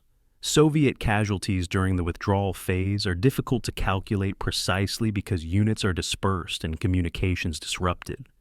Post-battle assessments estimate approximately 600 vehicles of all types abandoned or destroyed during the withdrawal: trucks, artillery tractors, command cars, ambulances. 40 tanks are lost in rearguard actions or abandoned when fuel runs out. Personnel losses total perhaps 10,000 killed, wounded, or captured during the 5-day withdrawal from February 16th through 20th. These losses are significant, but far less catastrophic than losses would have been if Sixth Army had defended Kharkov in place and been encircled. Chistyakhov's decision to withdraw, though politically controversial and personally risky, saves his army from destruction. By February 19th, Sixth Army forward elements reach relatively safe positions east of the Donets River. German encirclement has failed to close completely. Approximately 60,000 Soviet troops have successfully withdrawn through the narrowing escape corridor. German losses during the encirclement attempt are also significant, though smaller in absolute numbers than Soviet losses. 4th Panzer Army and 2nd SS Panzer Corps report combined casualties of approximately 15,000 killed and wounded from February 8th through 20th. Tank losses total approximately 80 vehicles destroyed or damaged beyond field repair. These losses represent roughly 15% of German forces committed to the operation. Sustainable rates for short-term operations, but crippling if sustained over weeks or months. More concerning for German command are losses in irreplaceable categories: experienced tank commanders, veteran NCOs, specialized maintenance personnel. German replacement systems can provide new soldiers, but cannot quickly replace experience and tactical competence. Each battle winnows the Wehrmacht's professional corps, reducing the qualitative advantage that partially compensates for numerical inferiority. The Donets River crossings become critical choke points during the final withdrawal phase. Soviet engineers have prepared multiple bridges and ferries for demolition, rigging explosive charges to destroy the crossings once friendly forces have passed. German pursuit forces race to seize crossings intact, knowing that destroyed bridges will provide Soviet forces several days' respite to reorganize behind a natural barrier. In several cases, Soviet engineers delayed demolitions too long, allowing German reconnaissance to seize bridgeheads before charges can be detonated.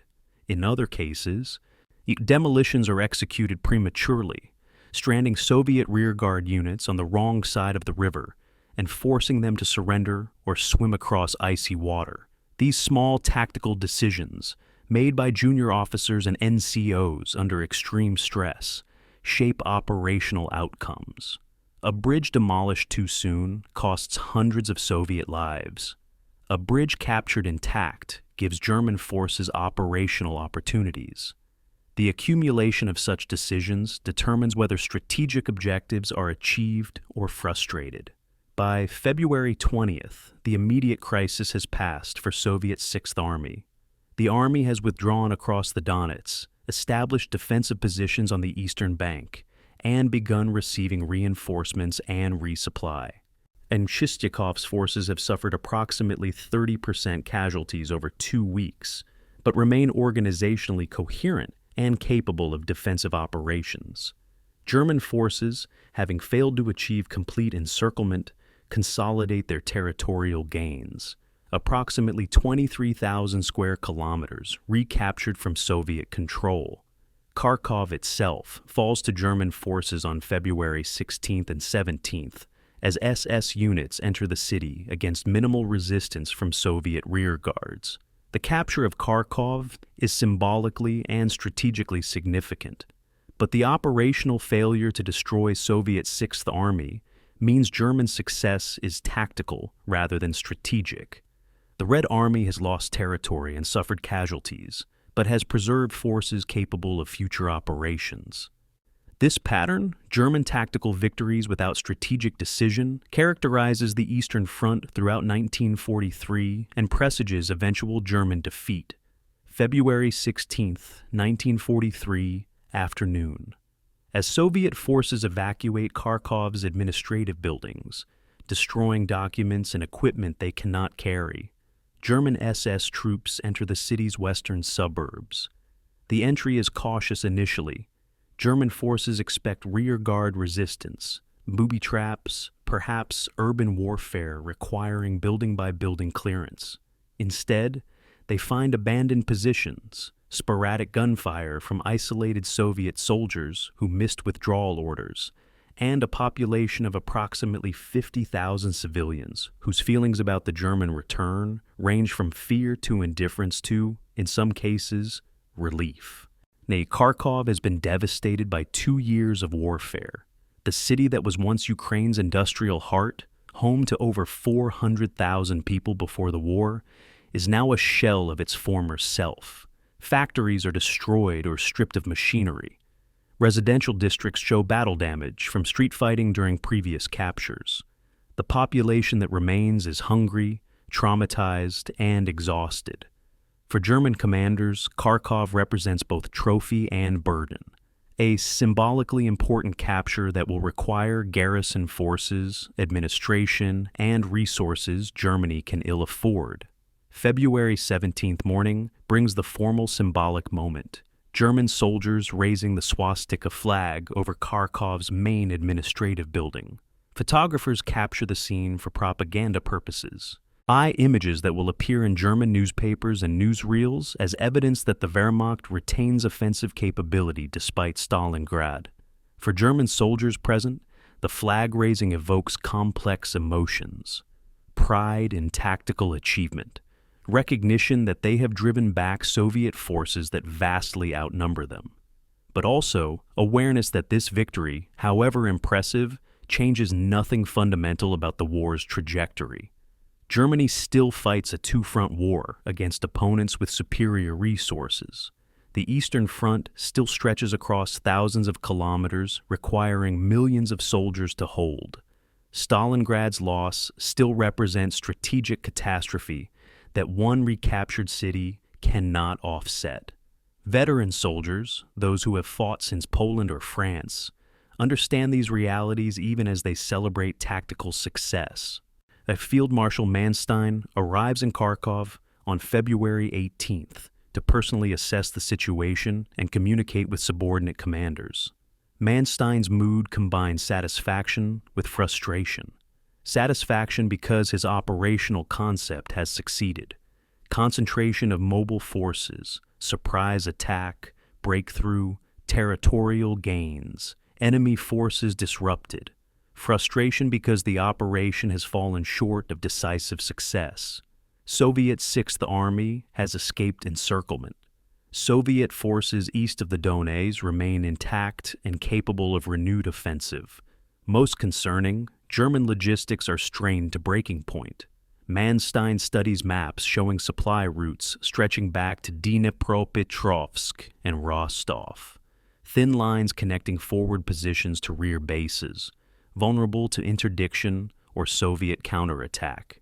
He understands that further offensive operations, however tempting, are logistically impossible without pause for resupply and reconstitution. The window for exploitation is closing. In Moscow, Stavka receives General Vasilevsky's assessment of the Kharkov situation on February 18th.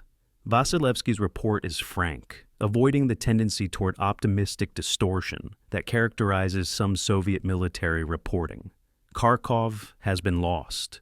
Soviet Sixth Army has suffered approximately 40,000 casualties. Territory covering roughly 23,000 square kilometers has been evacuated. German mobile forces have demonstrated tactical superiority that Soviet command had hoped was diminishing after Stalingrad. These are undeniable setbacks, but Vasilevsky emphasizes that Sixth Army remains intact as a fighting force. And Soviet reserves are arriving. German offensive capability, based on intelligence assessments and captured documents, appears exhausted. The loss is temporary. Territory can be recaptured. The war's overall trajectory favors the Soviet Union despite this tactical reverse. Vasilevsky recommends immediate preparation for counteroffensive operations to recapture lost territory and prevent German forces from consolidating their gains. Stalin's reaction to Kharkov's loss is characteristically harsh. The Soviet dictator orders investigations into intelligence failures, relieves several senior officers, and demands explanations for how German forces that supposedly were collapsing managed to concentrate and launch major offensives. Some of Stalin's anger is directed at Vasilevsky personally, though Vasilevsky's competence and Stalin's recognition of limited alternatives prevent his dismissal. Stalin's rage, while partly genuine response to military setback, also serves political purposes, demonstrating to the army and party that failure has consequences, reinforcing Stalin's control over military operations, and deflecting any suggestion that broader strategic decisions might be flawed. Several junior officers and intelligence analysts are arrested, some executed, as scapegoats for operational failures that reflect systemic problems rather than individual incompetence. This pattern, political purges following military setbacks, weakened Soviet military effectiveness by encouraging defensive reporting and risk-averse decision-making. The human cost of Kharkov's capture extends beyond military casualties. The civilian population remaining in the city faces renewed German occupation. German occupation policies in Soviet territories are brutal by design, reflecting Nazi racial ideology and economic exploitation goals.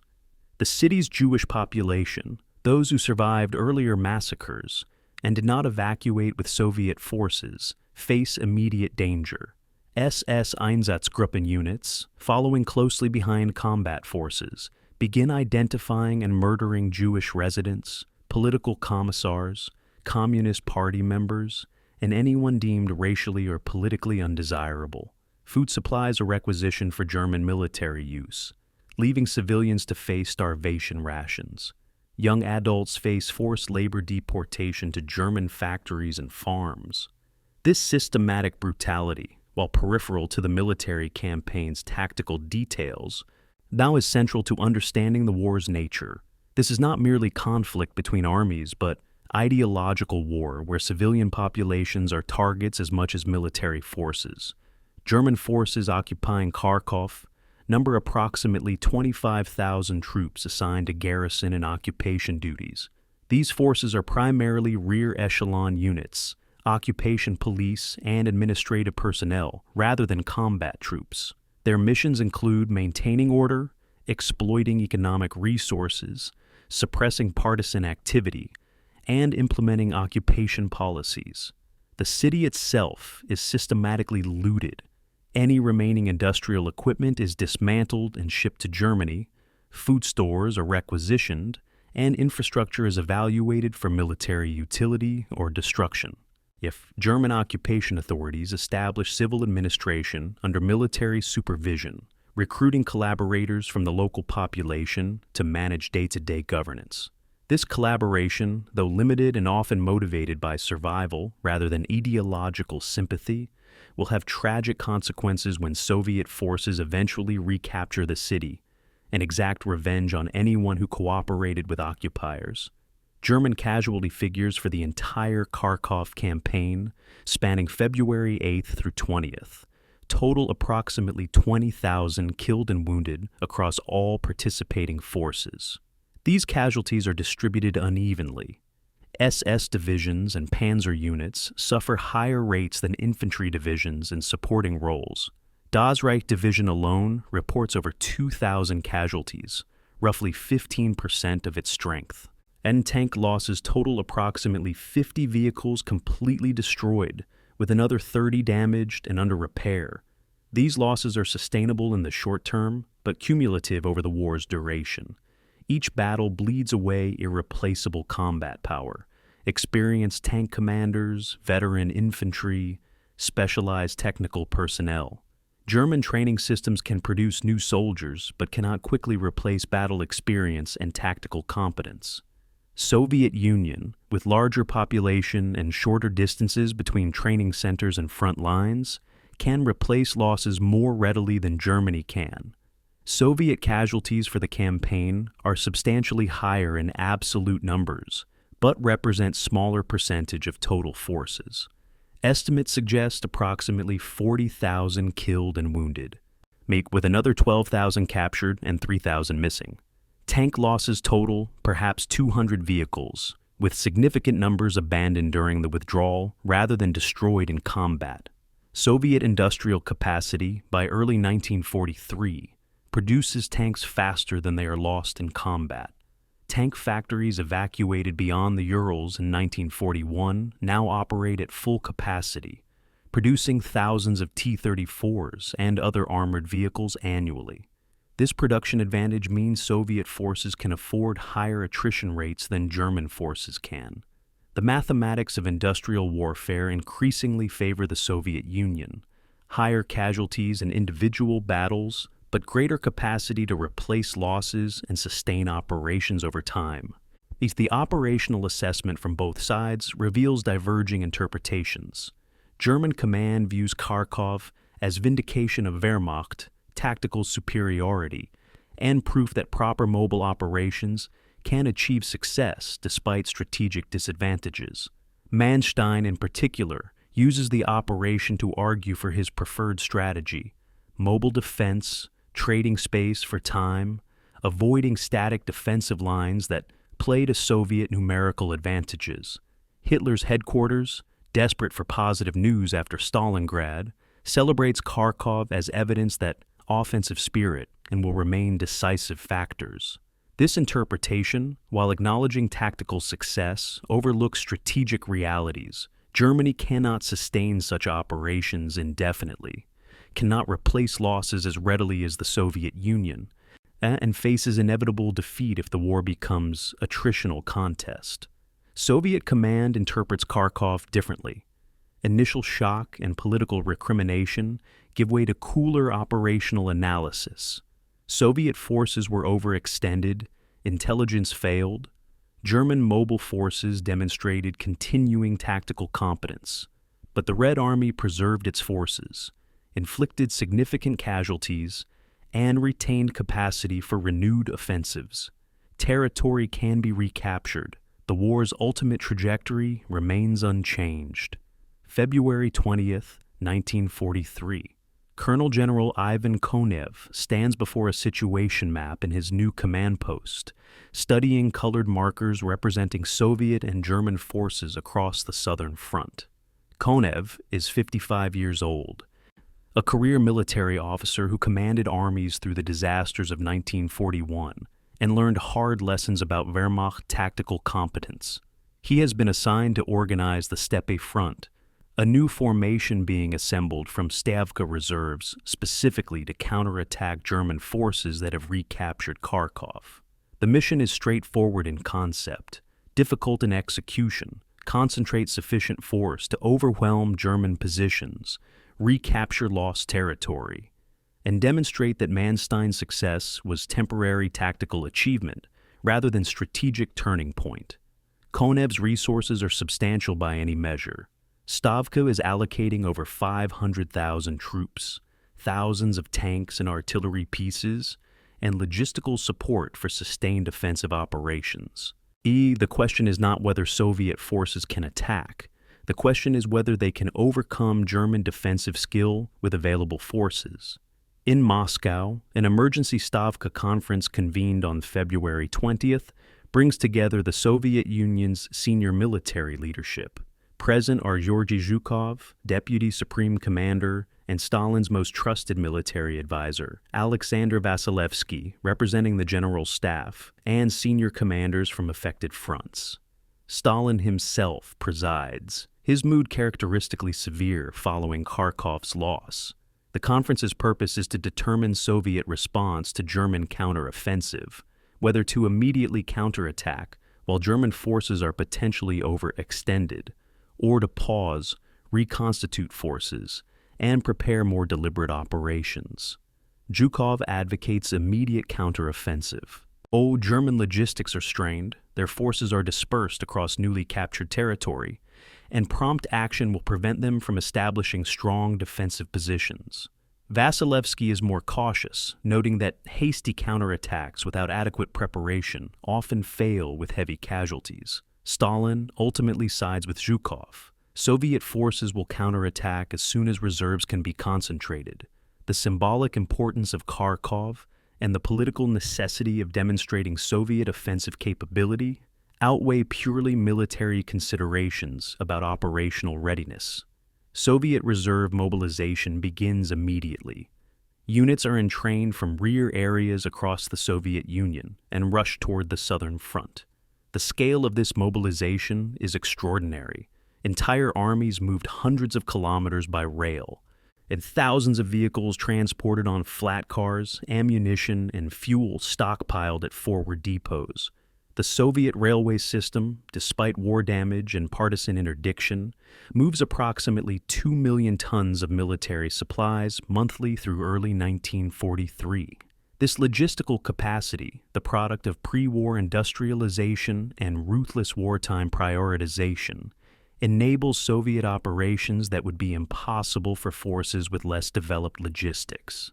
By February 22nd, forward concentration areas are filling with troops, tanks, and supplies. Divisions that were reserve formations 5 days earlier are conducting reconnaissance and preparing attack orders.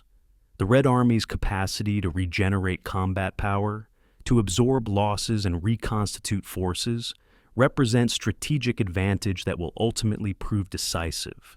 While its specific units being committed to the counteroffensive represent the Red Army's most capable formations. 5th Guards Tank Army, under General Pavel Rotmistrov, numbers approximately 45,000 troops and 600 tanks, organized into 2 tank corps with supporting infantry and artillery. 5th Guards Army, under General Alexei Jadov, commands 120,000 troops with approximately 140 tanks in supporting roles. These are Guards formations, units that have earned elite designation through battlefield performance and receive priority for equipment and reinforcements. Soviet doctrine increasingly emphasizes tank armies and mechanized corps as breakthrough forces to exploit infantry penetrations. Doctrine influenced by German mobile warfare concepts, but adapted to Soviet circumstances and capabilities. The formations gathering to attack Kharkov represent Soviet military learning, larger, better equipped units with improved coordination and doctrine refined through 2 years of warfare. German commanders observed this concentration with growing concern. Intelligence reports from aerial reconnaissance, radio intercepts, and human sources all indicate major Soviet buildup opposite German positions north and east of Kharkov. General Adolf Strauss, commanding German's 6th Army, holding the northern sector, reports to Manstein on February 21st that Soviet forces are massing in his sector in strength, suggesting major offensive preparations. Manstein faces a dilemma that will define his remaining career. German forces have just completed a major offensive that achieved tactical success but exhausted logistical capacity. If forward units require resupply, maintenance, and rest, defensive positions are hasty, trenches and wire entanglements, not the elaborate fortifications that characterized German defensive lines earlier in the war. Against overwhelming Soviet numerical superiority, these positions may prove inadequate. Manstein's options are limited: retreat to more defensible terrain, abandoning recently captured territory, or defend in place and hope German tactical skill can overcome Soviet numerical advantages. Soviet intelligence assessment of German intentions, prepared for Konev on February 23rd, concludes that German offensive capability is exhausted. This assessment is largely accurate but incomplete. German forces cannot continue offensive operations without significant pause for logistics and reconstitution. But German defensive capability remains formidable. Wehrmacht doctrine emphasizes elastic defense, allowing penetrations, then counterattacking with mobile reserves to cut off and destroy penetrating forces. German forces opposing the coming Soviet offensive have substantial combat power, approximately 280,000 troops, 500 tanks and assault guns, and defensive positions that, while hasty, benefit from reverse slope placement and careful site selection. Soviet planners focused on German logistical exhaustion may be underestimating German defensive strength and tactical competence. This miscalculation, subtle but significant, will shape the coming battle's outcome. German ammunition reserves are partially reconstituted through emergency shipments rushed forward from rear depots. The expended ammunition during February 8th through 20th offensive operations, estimated at 450,000 artillery and tank rounds, represented nearly 30% of available stocks.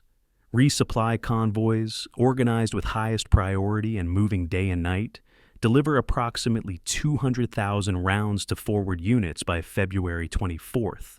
This is sufficient for defensive operations, but inadequate for sustained counteroffensive action.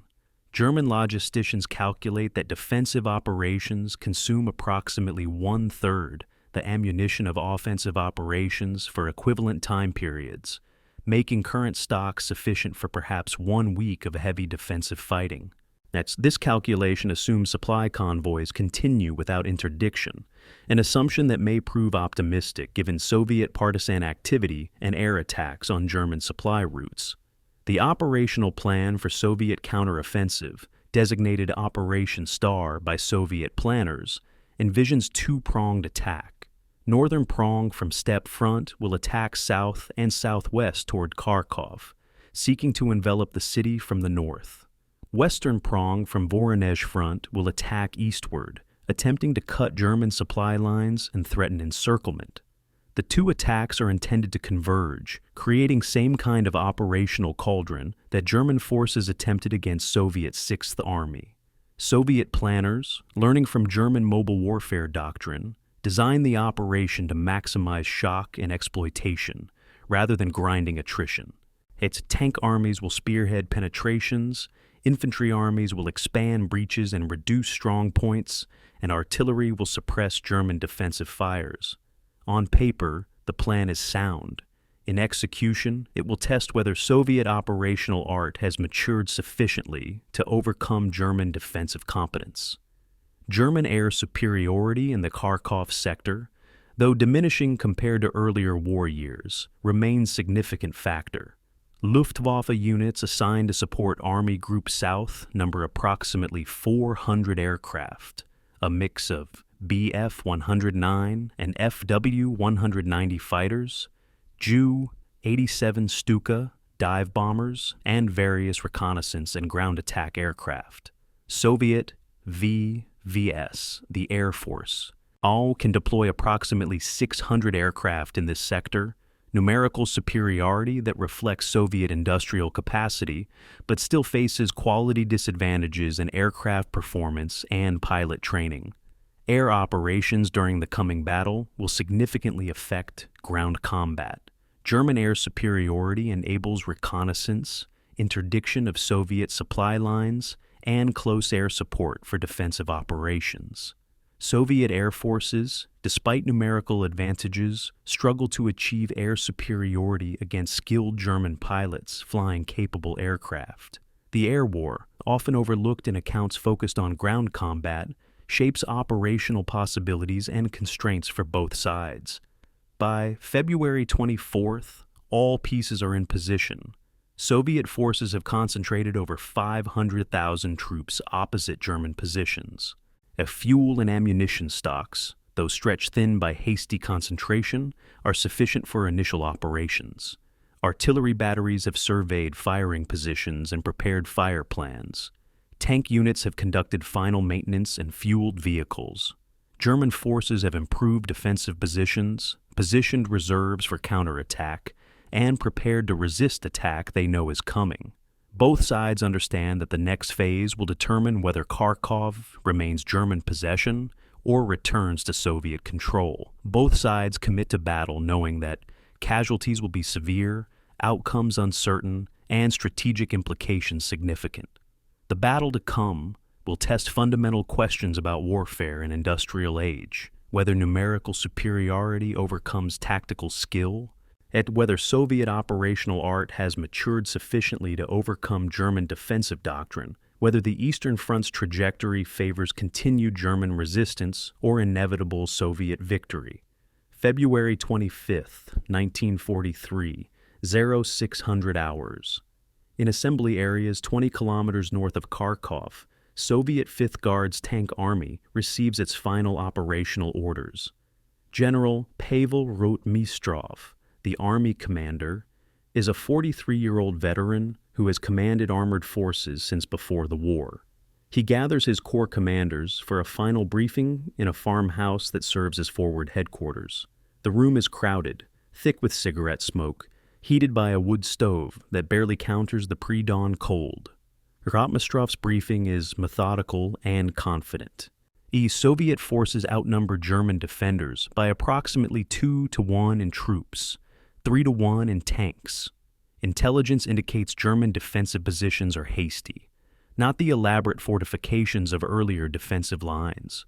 The plan is to break through German forward positions through weight of numbers and superior artillery, then exploit toward Kharkov using tank army's mobility. Rotmistrov has committed over 600 tanks and self-propelled guns to this operation, the largest Soviet armored formation to attack in this sector during the war.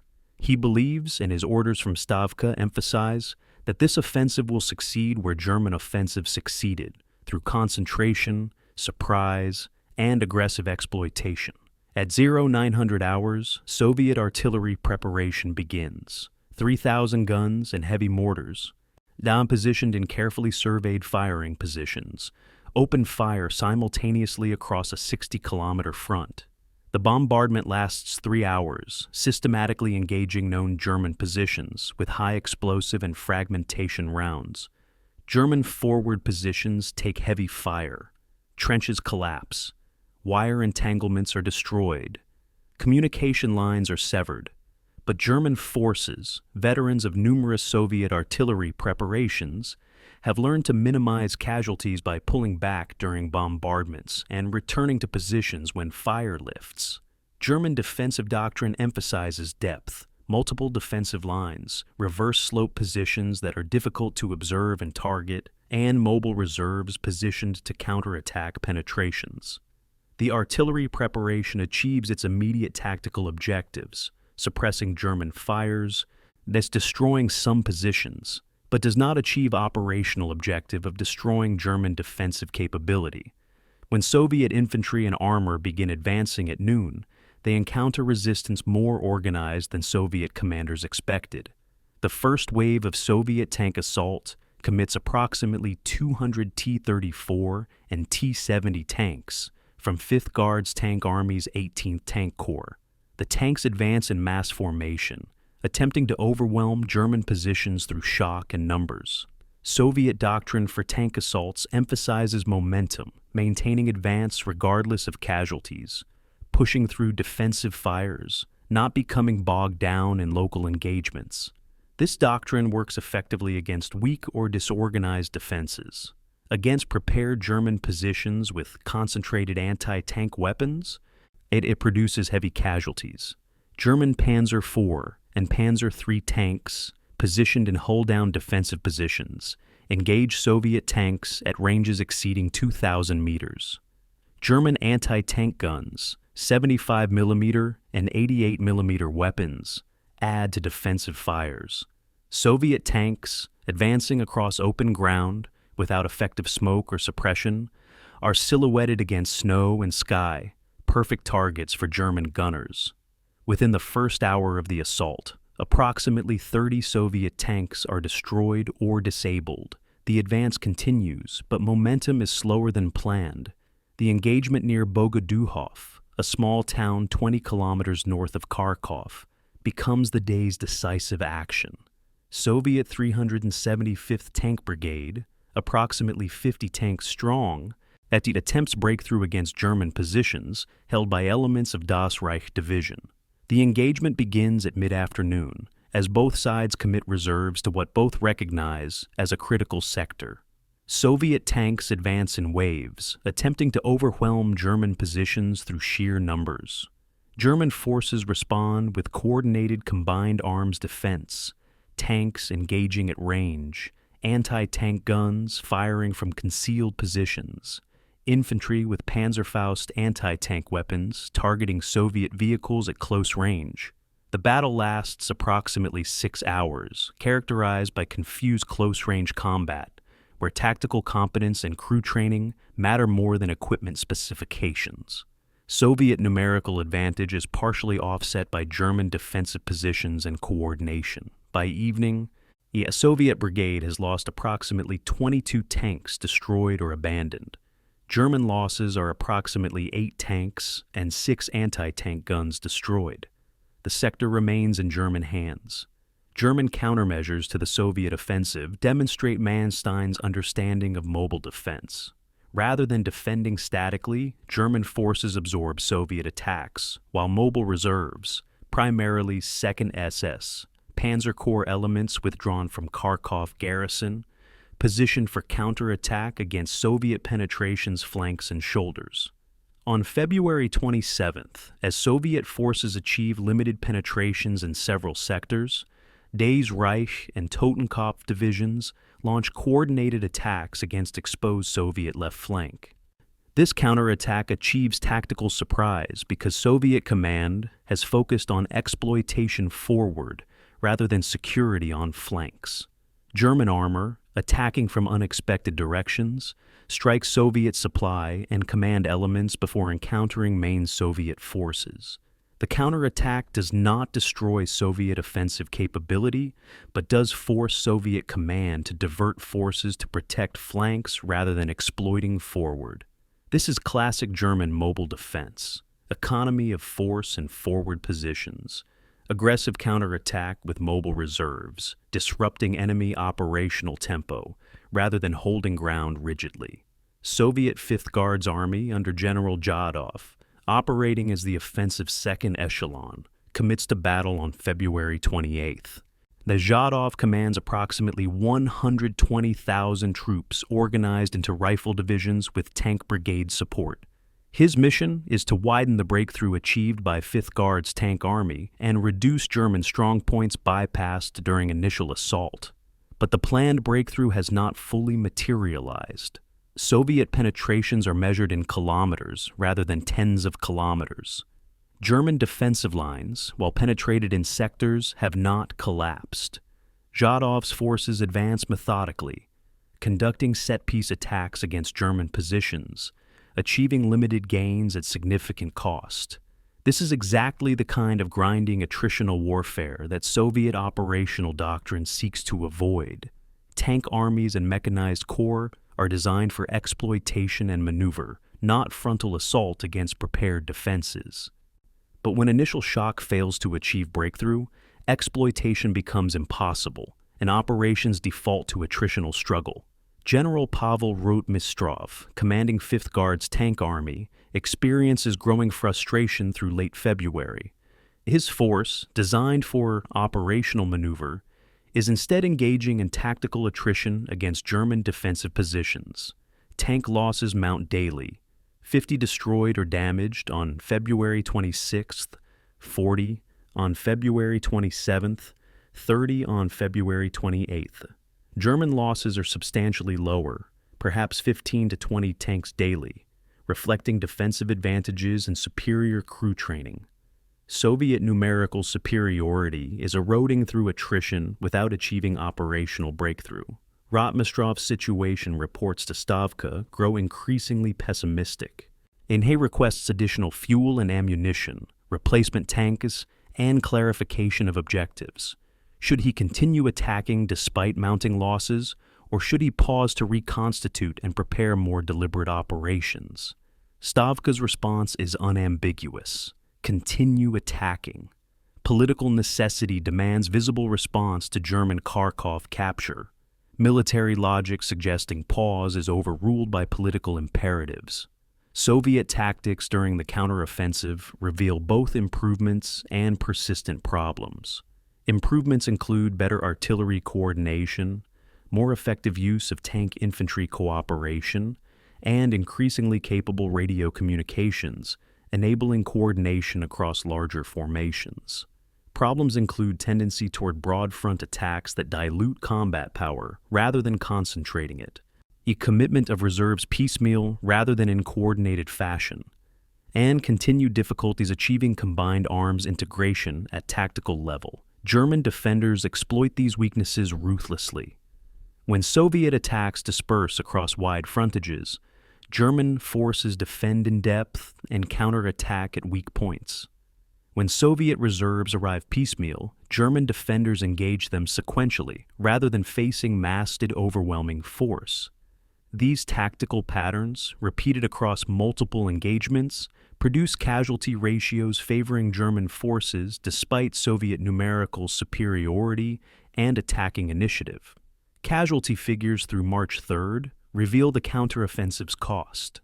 Soviet forces have suffered approximately 25,000 killed and wounded over 1 week of intensive combat, and tank losses total approximately 200 vehicles destroyed or damaged beyond field repair. German casualties are estimated at 8,000 killed and wounded, with approximately 40 tanks destroyed. These ratios, 3-to-1 in personnel casualties, 5-to-1 in armor losses, indicate German defensive success despite Soviet attacking advantages. Soviet forces have achieved limited territorial gains, perhaps 15 to 20 kilometers in some sectors, but have not broken through German defenses, not achieved operational penetration, not recaptured Kharkov. The offensive continues through early March, but momentum is clearly exhausted. Soviet forces are attacking because orders demand attack, not because tactical situation promises success. By March 4th, even Stavka recognizes the offensive's limitations, and orders arrive at Steppe Front headquarters authorizing suspension of offensive operations and transition to defensive posture. This decision reflects military realism overriding political desires. Continuing attacks would produce mounting casualties without corresponding gains. Soviet forces require time to reconstitute, replace losses, and prepare more deliberate operations. The February 25th through March 4th offensive has achieved some tactical objectives: disrupted German consolidation of Kharkov, inflicted casualties, maintained Soviet initiative, but strategic objective of recapturing Kharkov has failed. German forces remain in control of the city and surrounding territory. Manstein's counteroffensive, while not achieving complete success through encirclement, has successfully reversed Soviet momentum and stabilized German positions in southern Russia. The campaign enters new phase where neither side can achieve breakthrough, and warfare defaults to attritional struggle that will characterize the Eastern Front through spring and summer 1943. March 1st, 1943. Field Marshal Erich von Manstein reviews situation reports at Army Group South headquarters with the detached focus of a chess grandmaster analyzing a complex position. The reports document Soviet attacks across multiple sectors, penetrations achieved and contained, casualties inflicted and sustained, supply status, and unit combat effectiveness. Manstein is 56 years old, has served in the German military since 1906, and understands operational warfare at a level few commanders in any army achieve. What others see as chaos of disconnected engagements, Manstein perceives as pattern: Soviet forces attacking predictably, committing reserves sequentially rather than simultaneously, maintaining pressure without achieving concentration sufficient for breakthrough. This pattern creates opportunities for defender who can read operational tempo and position mobile reserves to strike enemy forces when they are most extended and vulnerable. Manstein's headquarters has calculated that German mobile reserves, primarily 2nd SS Panzer Corps, can reach any threatened sector within 24 to 48 hours. This mobility, combined with defensive advantages and tactical skill, enables German forces to contain Soviet attacks despite numerical inferiority. On March 2nd, Manstein implements his calculated response to Soviet offensive, Rather than reinforcing forward defensive positions and fighting attritionally, he orders 2nd SS Panzer Corps to attack Soviet 5th Guards Tank Army's left flank. This counterattack, striking from unexpected direction against forces oriented toward offensive rather than flank security, achieves tactical surprise. Das Reich and Totenkopf divisions, totaling approximately 150 tanks and 20,000 troops, advance rapidly through lightly held Soviet positions and penetrate towards Soviet supply routes. The attack does not achieve encirclement or destruction of Soviet forces, but it does achieve operational objectives, disrupting Soviet offensive tempo, forcing Soviet command to divert forces to defend against the threat, and demonstrating that German forces retain offensive capability despite conducting primarily defensive operations. This is operational art at high level, using limited mobile forces to create disproportionate operational effects through timing, direction, and exploitation of enemy vulnerabilities. Soviet General Pavel Rotmistrov, commanding 5th Guards Tank Army, first learns of the German counterattack through fragmentary reports from rear area units on March 2nd afternoon. Initially unclear about the threat's magnitude, Rotmistrov believes he faces reconnaissance raid or limited spoiling attack. Within hours, as reports accumulate and severity becomes apparent, he recognizes his entire left flank is exposed, and the forces he is committed to attacking German positions north of Kharkov are now vulnerable to being cut off from supply bases and communication routes. Rotmistrov faces commander's nightmare, simultaneously attacking forward while defending rear. He orders emergency redeployment of tank brigades from offensive operations to defensive positions protecting his flank.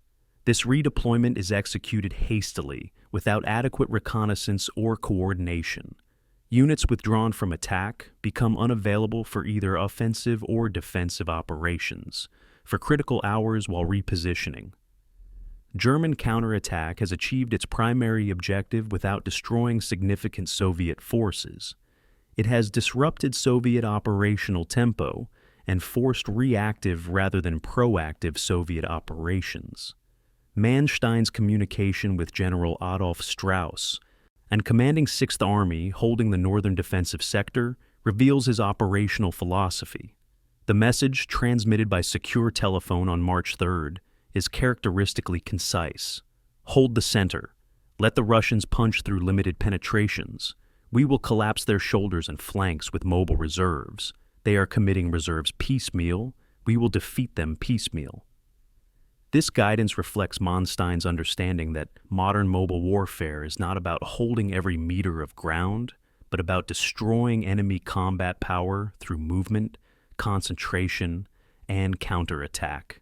Static defense invites grinding attrition that favors numerically superior attackers. Elastic defense that permits penetrations, then strikes penetrating forces in flanks and rear, now enables inferior numbers to achieve favorable outcomes through superior operational art. This concept, which Manstein has refined through years of staff work and field command, represents German operational doctrine at its most sophisticated. The specific battle for Bogoduhov, a small town that becomes focal point of German-Soviet struggle from March 2nd through 4th, exemplifies Manstein's defensive method. Soviet forces, believing the town critical to further advance, commit significant forces to its capture, approximately 2 rifle divisions and 1 tank brigade. German forces defending the town, primarily infantry divisions with anti-tank support, are outnumbered approximately 3-1. Conventional defensive doctrine would attempt to hold the town through force concentration. Manstein's approach is different. He orders German defenders to hold Bogoduhov, but positions mobile reserves not to defend the town directly, but to attack Soviet forces when they commit to the assault. On March 3rd, as Soviet forces launch coordinated assault on Bogoduhov from north and west, German armored reserves attack from the south, striking Soviet supply lines and command elements. The Soviet assault on Bogoduhov continues, but loses coordination as command elements are disrupted. The town remains in German hands, not because German forces successfully defended it through static resistance, but because Manstein's mobile reserves disrupted Soviet attack before it could achieve concentrated application of combat power. German anti-tank defense during this period demonstrates technological and tactical advantages that partially offset Soviet numerical superiority. The 88mm flak gun, originally designed as anti-aircraft weapon, proves devastatingly effective in anti-tank role. Its high-velocity 7,500 feet per second muzzle velocity and approximately 20-pound projectile can penetrate Soviet tank armor at ranges exceeding 3,000 meters. German defensive positions incorporate these weapons carefully, dug in, camouflaged, positioned for long-range engagement, where German optical advantages maximize effectiveness. Supporting these heavy guns are lighter 75mm anti-tank guns and Panzer IV tanks positioned in hold-down defensive sites. Soviet tanks attempting to close with German positions must cross killing zones where multiple weapons engage them simultaneously from different directions. Soviet tactical doctrine emphasizes rapid advance to close range where Soviet numerical superiority matters more. German tactical doctrine emphasizes long-range engagement where superior optics, crew training, and weapon performance create favorable kill ratios.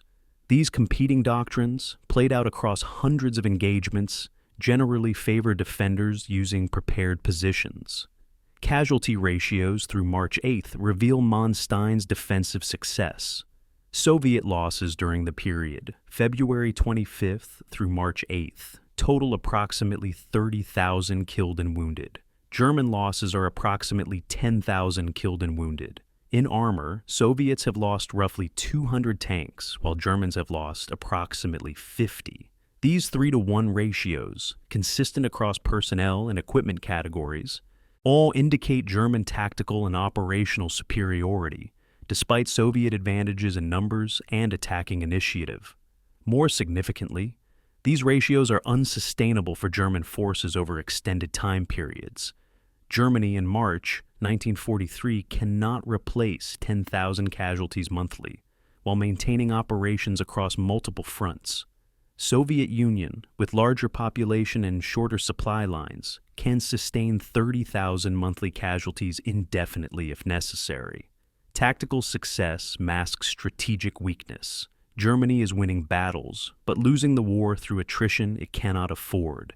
German air superiority increases during this period, as Luftwaffe units concentrate against Soviet offensive. German fighter aircraft, Bf-109 and Fw-190 models, engage Soviet aircraft over the battlefield, while achieving favorable kill ratios that reflect superior pilot training and aircraft performance. German ground attack aircraft provide close air support for defensive operations, engaging Soviet armor and artillery with bombs and cannon fire.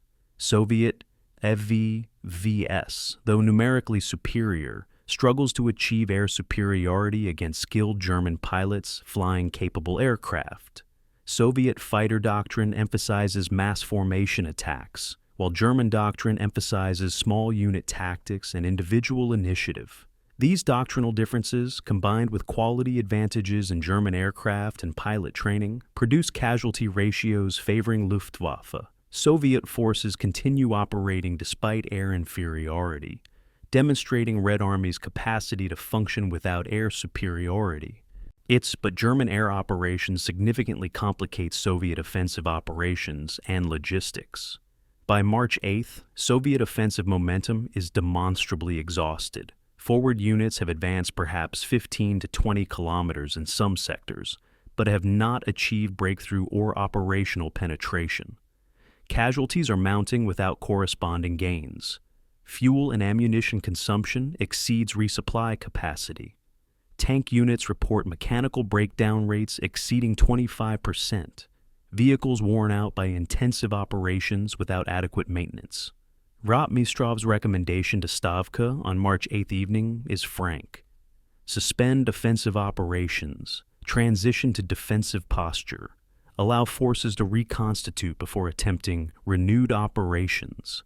This recommendation reflects military realism, and continuing attacks will produce diminishing returns at escalating costs. Soviet forces require time to replace losses, repair equipment, and prepare for better coordinated operations. Stavka approved suspension on March 9th, officially ending the Soviet counteroffensive that began February 25th. Manstein's success during this defensive phase cements his reputation as Germany's finest operational commander. He has taken forces inferior in numbers, absorbed Soviet offensive, conducted mobile defense that disrupted Soviet operations, and maintained German control of Kharkov and recently captured territory. German casualties are significant but manageable. Soviet casualties are severe enough to preclude immediate renewed offensive. Strategically, however, Manstein's success changes nothing fundamental.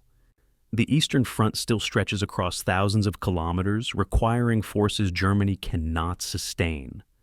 Soviet industrial capacity continues producing tanks, aircraft, and ammunition faster than Germany can. Soviet population provides manpower reserves that dwarf German capacity. Every battle, even German victories, bleeds irreplaceable combat power that cannot be regenerated. Manstein understands these strategic realities even as he achieves tactical brilliance. His post-war memoirs will reflect this understanding. Admiration for his own operations combined with recognition that no operational excellence could overcome Germany's fundamental strategic disadvantages in a multi-front war against opponents with superior resources. March 8, 1943, evening, at Army Group South headquarters, if Manstein convenes a situation conference with his senior commanders to assess options following the successful defense against Soviet counteroffensive. Present are Hermann Holth, commanding 4th Panzer Army, Adolf Strauss, commanding 6th Army, and Paul Hauser, representing 2nd SS Panzer Corps. The conference room's maps show the current front line, German forces holding Kharkov and surrounding territory. Soviet forces push back, but not destroyed. A temporary equilibrium established through defensive success. Manstein's question to his assembled commanders is whether German forces should consolidate current positions and transition to strategic defense, or whether opportunities exist for renewed offensive operations. The question is not academic. German losses over the past month have been significant. Supply lines remain stretched. Its spring weather approaches, threatening Rasputitsa mud season that will make mobile operations impossible. But Manstein also recognizes that Soviet forces have been weakened by their failed counteroffensive. Windows of opportunity in warfare close quickly. The question is whether this particular window remains open long enough for exploitation. Manstein's decision, announced at the conference's conclusion, surprises some attendees with its audacity. Rather than consolidating defensively, he proposes renewed German offensive aimed at capturing Belgorod and expanding the breakthrough northward. His operational logic is straightforward. Soviet forces opposite German positions have been weakened by the failed counteroffensive. Soviet reserves are committed or exhausted. German mobile forces, though tired, remain combat effective and maintain tactical superiority. If German forces can achieve another breakthrough before spring mud season begins, they can capture additional territory, disrupt Soviet offensive preparations, and potentially create conditions for encircling significant Soviet forces. The risks are substantial, further stretching already strained supply lines, committing forces that require rest and reconstitution, gambling that weather will permit operations before mud season begins. But Manstein has built his career on calculated risks. He believes this moment offers opportunity that may not recur. March 9th brings radio conference with Hitler's headquarters in East Prussia. Manstein outlines his proposed offensive to Hitler's operations staff, and carefully framing the operation as limited objective aimed at improving defensive positions, rather than as ambitious strategic gamble.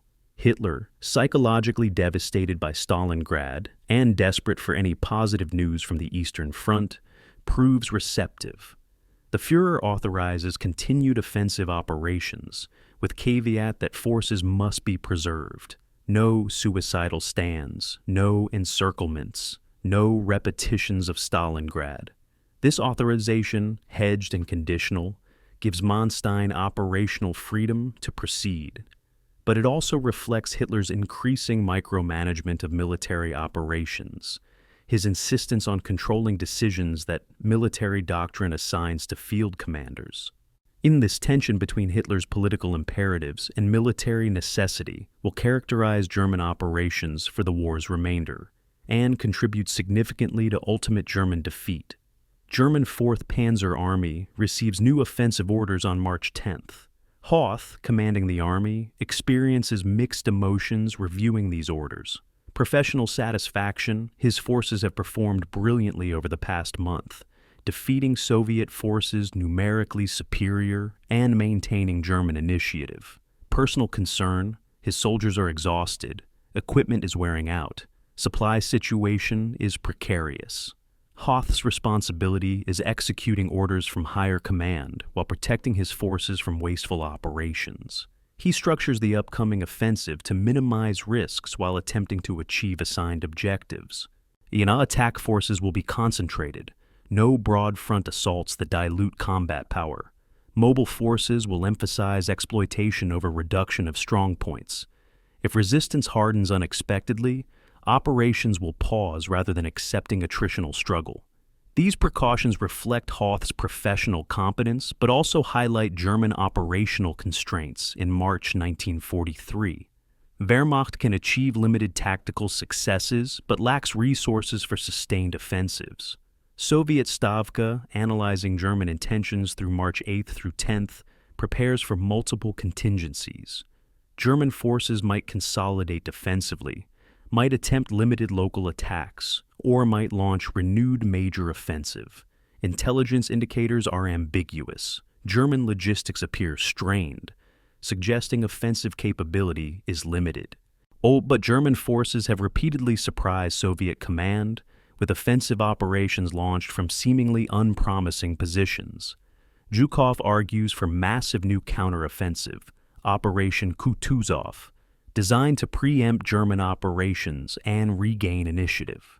Vasilevsky is more cautious, recommending defensive preparation until German intentions become clearer. Stalin, characteristically, demands both. Defensive preparations to resist possible German offensive combined with offensive planning to launch Soviet operations when conditions permit. Soviet forces begin constructing defensive positions while simultaneously concentrating reserves for potential offensive. This dual preparation reflects Soviet resources and organizational capacity, but it also dilutes focus and commits forces to contradictory missions. While the German force status by March 10th reveals both remaining capabilities and emerging limitations. Approximately 280,000 troops remain combat effective across Army Group South's assault formations, primarily 4th Panzer Army and 2nd SS Panzer Corps. Tank and assault gun strength totals approximately 500 vehicles, down from over 600 at the campaign's beginning, but still substantial. However, closer examination reveals concerning details. Fuel reserves are sufficient for approximately 3 to 5 days of offensive operations at current consumption rates. Ammunition stocks have been partially replenished, but remain below doctrinal requirements. Vehicle maintenance has been deferred during intensive operations, and mechanical breakdown rates are climbing. Personnel losses, while not crippling, have removed experienced commanders and specialists difficult to replace. These limitations do not prevent offensive operations, but they do constrain operational scope and duration. German forces can attack, but they cannot sustain prolonged offensive without resupply that strained logistics may not provide. The fuel situation deserves particular attention because it represents German strategic vulnerability. German consumption during sustained operations averages approximately 250,000 gallons daily. This includes not just combat vehicles, but also supply trucks, reconnaissance vehicles, command vehicles, and supporting equipment. At German-controlled oil fields, Romanian plosti, and limited production from occupied Soviet territories provide insufficient fuel for sustained Eastern Front operations, plus Western Front requirements, plus homeland needs. Germany increasingly relies on synthetic fuel production from coal gasification, a process requiring sophisticated chemical plants vulnerable to air attack. Each gallon of fuel consumed in March 1943 represents production that could support operations in other theaters or strategic reserves. The calculation is brutal. German forces can win tactical engagements through superior operations, but they lack resources to win sustained campaigns against opponents with access to nearly unlimited petroleum resources. The Manstein's operational concept for the renewed offensive envisions German forces driving north from Kharkov toward Belgorod, approximately 80 kilometers distant. Capturing Belgorod would extend German-controlled territory northward, create better defensive positions along natural terrain features, and capture the rail junction facilitating Soviet logistics in this sector. The operation would employ approximately 150,000 troops from 4th Panzer Army and supporting elements from 6th Army. 350 tanks and assault guns would provide mobile striking power. The offensive would begin March 11th and aim to reach objectives within 1 week before anticipated spring thaw makes operations impossible. This time frame is ambitious but not impossible. German forces demonstrated capacity to advance 90 kilometers in similar time frame during February. The question is whether Soviet defenses will collapse as readily in March as they did in February, or whether Soviet forces have learned and adapted sufficiently to prevent breakthrough. Soviet preparations to counter potential German offensive include massive reserve mobilization that dwarfs anything Germany can match. Stavka has concentrated approximately 1 million troops across all fronts in positions to respond to German operations. These forces include multiple tank armies, rifle armies, and reserve formations positioned in depth behind forward defensive lines. If German offensive achieves initial success, Soviet reserves can be committed to contain penetration before it becomes operational breakthrough. This reserve depth, yet the product of Soviet industrial capacity and willingness to accept casualties, represents asymmetry that will ultimately prove decisive. German forces must achieve quick, decisive victories because extended operations favor Soviet capacity to regenerate forces. Soviet forces can trade space and time for favorable casualty exchange ratios, knowing that even unfavorable short-term outcomes contribute to long-term strategic advantage. German intelligence assessment of Soviet capabilities, prepared for Manstein on March 10th, contains ominous conclusions. Soviet tank production in 1943 is estimated at over 20,000 vehicles. German production is approximately 11,000. This 2-to-1 ratio in production capacity means every German tank destroyed represents proportionally greater loss than Soviet losses. German technical quality advantages, better optics, better crew training, superior tactics, create favorable exchange ratios in individual engagements. But these tactical advantages cannot overcome strategic industrial imbalance if warfare becomes attritional. The intelligence assessment concludes that Germany can win tactical engagements throughout 1943, but cannot sustain losses indefinitely against opponents capable of replacing destroyed equipment faster than Germany can. This sobering conclusion, though professionally prepared and factually accurate, receives limited attention from German leadership invested in belief that superior soldiers and tactics can overcome material disadvantages. By March 10th evening, all preparations are complete. German forces have received attack orders, conducted final maintenance, and positioned for the assault. Soviet forces have improved defensive positions, positioned reserves, and prepared to resist attack or launch counteroffensives as opportunities develop. Both sides commit to battle, understanding that outcomes will be determined by complex interaction of tactics, logistics, weather, and chance. The coming battle will test whether German offensive capability remains sufficient for achieving objectives despite mounting constraints, and whether Soviet defensive preparations have matured sufficiently to contain German attacks. Within days, these questions will be answered through violence, sacrifice, and the terrible arithmetic of industrial warfare. March 11, 1943, 0600 hours. The German 4th Panzer Army begins its renewed offensive toward Belgorod, with artillery preparation across a 40-kilometer front. The bombardment is shorter than previous operations, 30 minutes rather than hours, reflecting ammunition constraints and emphasis on surprise over suppression. Forward German units, primarily Panzer and Panzer Grenadier divisions, advance at 0630 across frozen ground that within weeks will become impassable mud. The initial objectives are Soviet defensive positions established after the failed Soviet counteroffensive, trenches, anti-tank guns, and infantry strongpoints held by Soviet rifle divisions, weakened by recent combat, but still capable of resistance.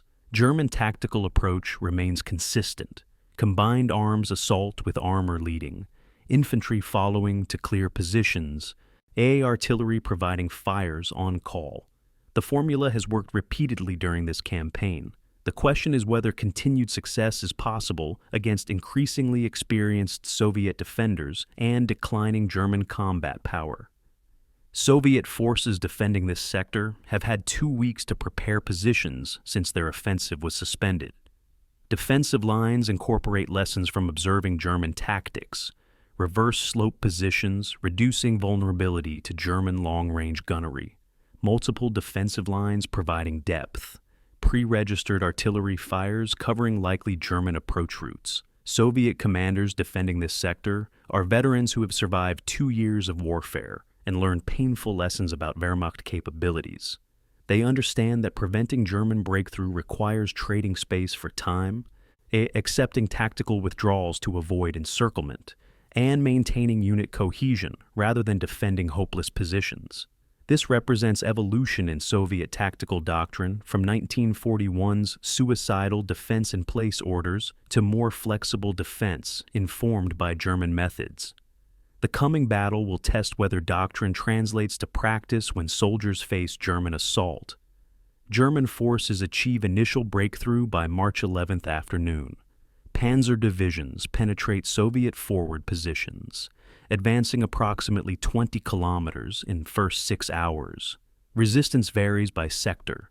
Some Soviet units fight effectively, conducting organized withdrawals and inflicting casualties, while others collapse under German pressure. The pattern reflects unit quality differences. Elite Soviet formations fight competently even when outnumbered.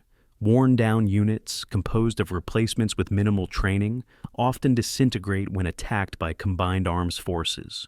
German exploitation follows breakthroughs, with advanced units pushing toward operational objectives, while follow-on forces reduce bypass strong points. By evening, March 11th, German spearheads have advanced 30 kilometers, exceeding initial projections.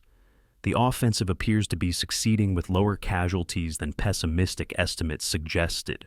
March 13th brings capture of Belgorod, the offensive's primary objective. German forces enter the city against moderate resistance from Soviet rearguards. The capture is symbolically significant. Second major city taken in 1 month, demonstrating that Wehrmacht retains offensive capability despite strategic setbacks elsewhere. Belgorod itself is largely destroyed by combat, its pre-war population of 30,000 reduced to perhaps 5,000 remaining civilians. The city's value is primarily as rail junction and symbolic objective rather than industrial or economic center. German occupation forces immediately begin exploiting the city's infrastructure, repairing rail lines, establishing supply depots, fortifying key positions. The speed of this transition from combat to occupation reflects Wehrmacht's organizational competence. German forces excel at tactical operations and immediate operational exploitation, but struggle with strategic sustainment over extended time periods. Soviet response to German breakthrough is rapid and massive. Stavka commits 5th Tank Army and additional rifle divisions to contain the German advance and prevent further exploitation. These forces, totaling approximately 300,000 troops and 1,000 tanks, attacked German positions from multiple directions beginning March 15th. The scale of Soviet response reflects improved Soviet operational art, rapid concentration of reserves, coordinated attacks from multiple axes, sustained pressure designed to overwhelm German forces through cumulative effect, rather than single decisive battle. Soviet operations are not tactically elegant. Attacks often lack coordination, artillery support is inadequate, and casualty rates are high. But strategic logic is sound. Soviet forces can sustain high casualties if operations prevent German consolidation. German forces, with limited reserves and strained logistics, cannot sustain equal casualty rates indefinitely. The tank battle near Akhturka on March 17th exemplifies the campaign's character. Approximately 400 Soviet tanks, organized into multiple tank brigades and supporting rifle divisions, assault German defensive positions held by elements of 4th Panzer Army and 2nd SS Panzer Corps. Soviet attack begins with artillery preparation, followed by massed tank assault, attempting to overwhelm German positions through shock. German defensive response combines long-range anti-tank fire with counterattack by mobile reserves. The engagement lasts entire day, characterized by confused close-range combat, where visibility is limited by smoke, dust, and terrain. Soviet tanks achieve local penetrations but cannot sustain exploitation before German counterattacks seal breaches. German forces maintain defensive integrity but suffer casualties that cannot be quickly replaced. By evening, the tactical situation resembles stalemate. Neither side has achieved decisive advantage. Both have suffered significant losses, and operational tempo has slowed to grinding attrition. German offensive momentum exhausts by March 20th. Multiple factors contribute: mounting casualties, mechanical breakdowns from intensive operations, Soviet resistance stiffening as reserves arrive, and approaching weather changes. The critical factor is logistics. Fuel reserves, stretched thin by extended operations, approach critical levels. Supply convoys struggle to maintain delivery rates sufficient for sustained operations. The forward units report fuel sufficient for only 1 to 2 more days of intensive operations. Without fuel, mechanized forces become immobile targets. Manstein, monitoring fuel reports with increasing concern, recognizes that continuing operations risks paralyzing his mobile forces at the moment Soviet reserves concentrate for counterattack. On March 20th evening, he orders 4th Panzer Army to transition from offense to defense and consolidate captured territory. This decision reflects operational realism.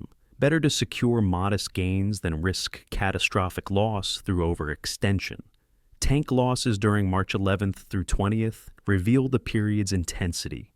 German forces lose approximately 200 tanks destroyed or damaged. Soviet losses exceed 350 tanks. These absolute numbers favor German forces, but relative impact favors Soviets.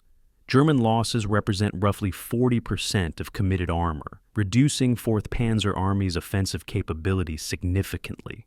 Soviet losses represent perhaps 35% of committed armor, but are being replaced by new production and reserve formations.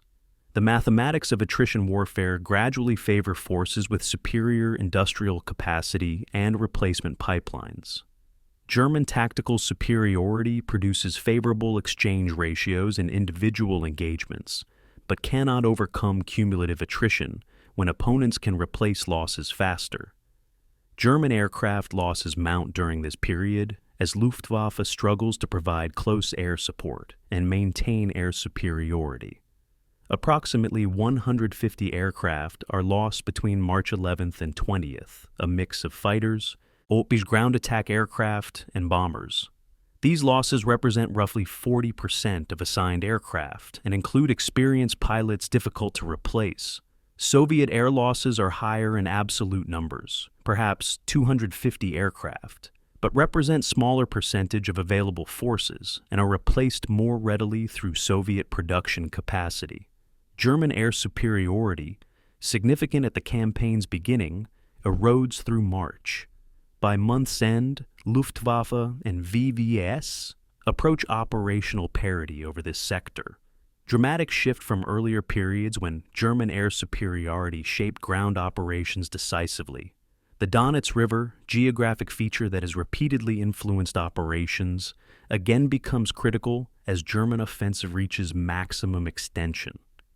Controlling river crossings is essential for sustaining operations and providing secure defensive positions. German forces have secured several crossing points, but do not control entire river line. Soviet forces retain crossings that enable them to threaten German flanks and supply lines. Neither side achieves complete control of this vital geographic feature. The stalemate along the Donets epitomizes the campaign's outcome. Tactical successes without strategic decision, territorial gains without operational breakthrough, mounting casualties without decisive results. Both sides commit enormous resources to capturing or defending positions that, in broader strategic context, matter primarily because they facilitate or prevent further operations, rather than having inherent value. Made casualty estimates for March 11th through 20th indicate sustained combat's intensity. German forces suffer approximately 8,000 killed and wounded. Soviet forces suffer approximately 18,000 killed and wounded. These 2-to-1 ratios, consistent throughout the campaign, reflect German tactical advantages, but also indicate unsustainable German attrition rates. Germany in March 1943 cannot afford 8,000 casualties per 10 days indefinitely while maintaining operations across multiple fronts. Soviet Union, with larger population and shorter interior supply lines, can sustain 18,000 casualties per 10 days longer than Germany can sustain proportionally equivalent losses. Strategic asymmetry becomes apparent through accumulating tactical results. German victories are real but temporary. Soviet setbacks are costly but replaceable. The trajectory favors Soviet Union despite German tactical competence. March 21st, 1943. At 4th Panzer Army headquarters, supply officers present Hermann Hoth with calculations that quantify the offensive's collapse. Current fuel consumption averages 250,000 gallons daily when forces are conducting offensive operations.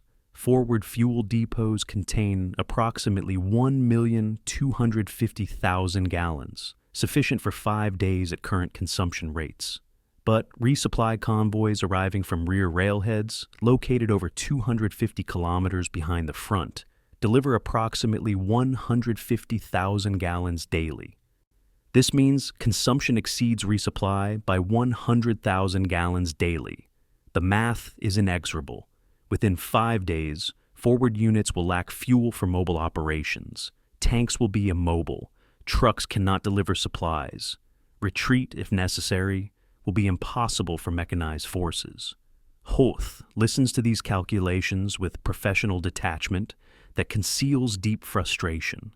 German forces have achieved tactical success, captured objectives, defeated Soviet counterattacks. Now, logistics, unglamorous arithmetic of gallons and kilometers, dictates operational paralysis.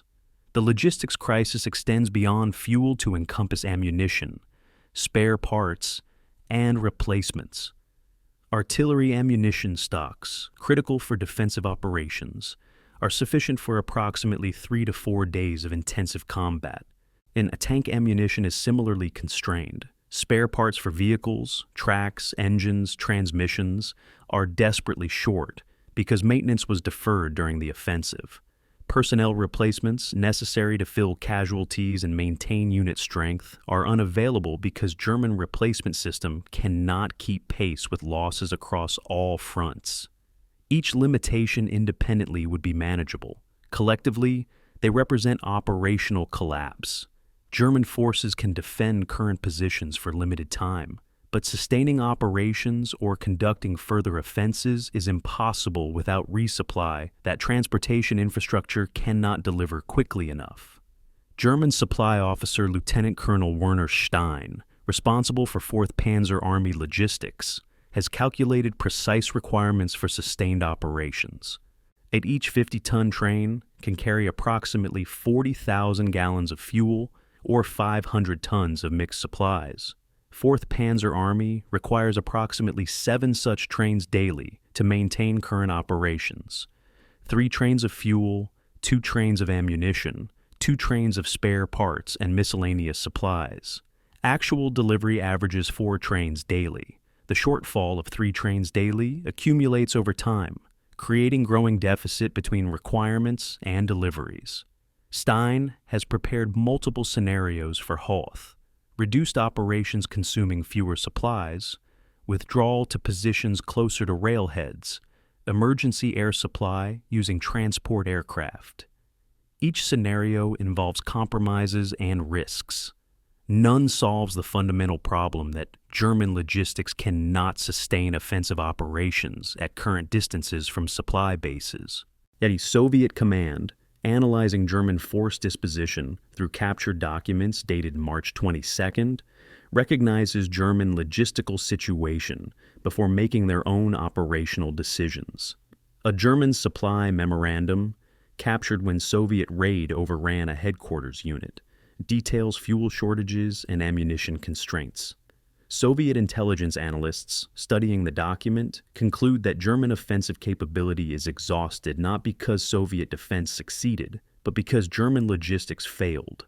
This conclusion shapes Soviet operational planning. Rather than preparing defensive positions against further German attacks, Soviet command begins planning counteroffensives to exploit German immobility.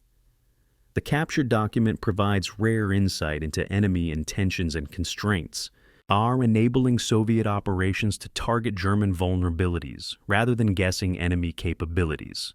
Distance factors explain much of German logistical difficulty. Supply bases where trains unload are located at Dnipropetrovsk and Rostov, approximately 250 kilometers behind current front lines. Transportation losses and wear on vehicles consume 15 to 20% of supplies just in transit.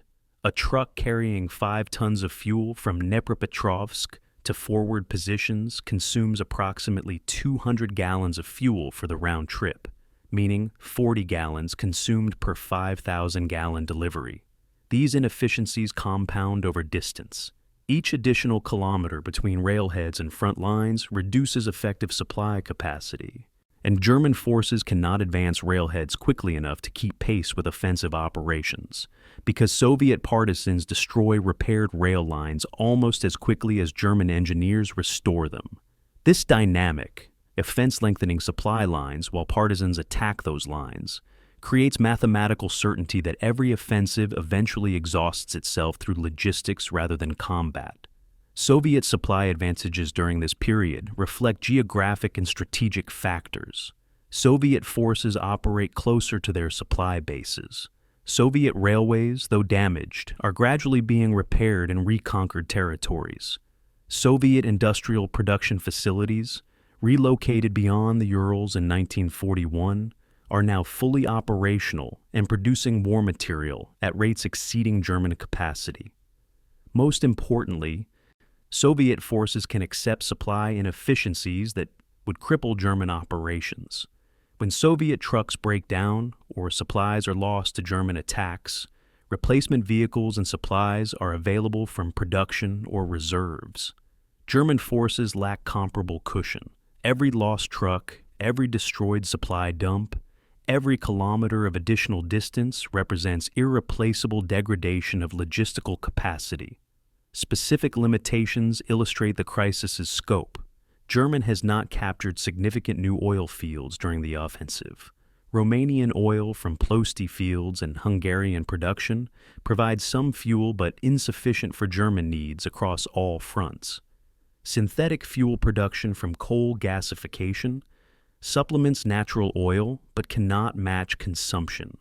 And these German forces in March 1943 are literally running out of fuel, not because wells are dry, but because production and transportation cannot match consumption. This constraint will only worsen as the war continues. Every gallon consumed in March is not replaced by domestic production. Strategic petroleum reserve is being exhausted to fight tactical battles that, regardless of outcome, cannot change the war's fundamental trajectory. German ammunition situation reflects similar constraints. Shell production in Germany, even operating at maximum capacity, cannot match consumption rates during intensive combat. Artillery ammunition expenditure during February and March totals approximately 800,000 rounds across Army Group South. German production during the same period totals perhaps 400,000 rounds. The deficit is covered by drawing down pre-war stockpiles, but those stockpiles are finite. By March 1943, some artillery units report receiving orders to ration ammunition, firing only at high-value targets rather than providing sustained suppression. Infantry units report shortages of machine gun ammunition, forcing rationing that reduces firepower. These shortages are not yet crippling, but represent trajectory toward crisis that will emerge in subsequent months. Soviet reserve mobilization during this period reveals strategic capacity that Germany cannot match. Stavka has mobilized approximately 2 million troops across all fronts by March end. These forces include new formations created from conscripts, reconstituted divisions rebuilt after heavy losses, and reserves held for strategic employment. Its Soviet capacity to generate military forces from their population base vastly exceeds German capacity. Soviet Union's population of approximately 190 million provides manpower pool that, even after catastrophic 1941 and 1942 losses, enables sustained mobilization. Germany's population of approximately 70 million, already heavily mobilized and committed across multiple fronts, cannot generate equivalent reserves without completely disrupting industrial production and homeland security. By March 23rd, the operational situation has clarified through accumulation of logistical constraints. German forces hold Kharkov and Belgorod, captured or recaptured territory, totaling approximately 23,000 square kilometers. But holding this territory requires forces Germany must sustain through logistics that are inadequate. Further offensive operations are impossible without resupply that will take weeks to accumulate. Soviet forces have been pushed back, but not destroyed, have suffered heavier casualties but retain numerical superiority, and are preparing renewed offensives that will exploit German immobility. The campaign has reached equilibrium, where neither side can achieve breakthrough. German forces lack logistics for offense. Soviet forces lack tactical competence to overcome German defense. This stalemate, however, favors Soviet Union strategically because time permits Soviet forces to recover and regenerate faster than German forces can. Manstein's assessment to OKW, dated March 24th, is remarkably frank given Germany's political climate, where pessimistic assessments are career-ending. He details the logistical crisis, quantifies supply shortfalls, and explicitly states that further offensive operations are impossible without substantial pause for resupply and reconstitution. His recommendation is to transition to strategic defense, constructing fortified positions, and preparing for inevitable Soviet summer offensives. This recommendation reflects military professionalism but contradicts Hitler's insistence on offensive operations and unwillingness to accept strategic defensive posture. The disconnect between frontline military assessment and Berlin's political requirements will characterize German operations for the war's remainder, contributing to ultimately futile commitment of forces to offensives that cannot achieve strategic objectives but bleed irreplaceable combat power. March 25, 1943. Field Marshal Erich von Manstein sits in his headquarters reviewing the campaign's results with the detached assessment of a professional analyzing completed operations. The numbers are impressive from purely tactical perspective. German forces have recaptured approximately 23,000 square kilometers of territory. Two major cities, Kharkov and Belgorod, have been taken from Soviet control. Soviet casualties total approximately 90,000 killed, wounded, and captured. 400 Soviet tanks have been destroyed. The Soviet winter offensive has been stopped, reversed, and turned into Soviet defeats. By conventional military metrics, the operation is successful, yet Manstein understands what these tactical achievements conceal. German forces have spent irreplaceable combat power, achieving temporary territorial gains. The strategic situation, Germany fighting multi-front war against opponents with superior resources, remains fundamentally unchanged. Worse, the operation has consumed resources that might have been better employed elsewhere or held as strategic reserve for inevitable future crises. Soviet Stavka's assessment, prepared for Stalin on March 26th, frames the campaign differently. Kharkov and Belgorod have been lost, substantial casualties have been suffered, and German forces have demonstrated continuing tactical competence. These setbacks are undeniable, but Soviet forces remain intact as fighting formations capable of renewed operations. German offensive capability has been exhausted without achieving strategic decision. Territory lost can be recaptured. The campaign has demonstrated that positional advantages are temporary in mobile warfare. Most importantly, the Soviet industrial and manpower mobilization continues unabated. Tank production in 1943 will total approximately 24,000 vehicles. Soviet military forces will grow throughout the year despite casualties. German advantages in tactics and operational art are real, but insufficient to overcome strategic imbalances in production, population, and geography. The assessment concludes that Soviet ultimate victory is inevitable despite temporary tactical reverses. German strategic losses from committing elite SS divisions to Kharkov will prove significant in subsequent operations. Das Reich, Adolf Hitler, and Totenkopf divisions represent some of Wehrmacht's most capable formations, well-equipped, politically motivated, and tactically skilled. Their commitment to Kharkov operations prevents their use elsewhere. When Allied forces land in Italy later in 1943, these divisions are not available for Mediterranean defense.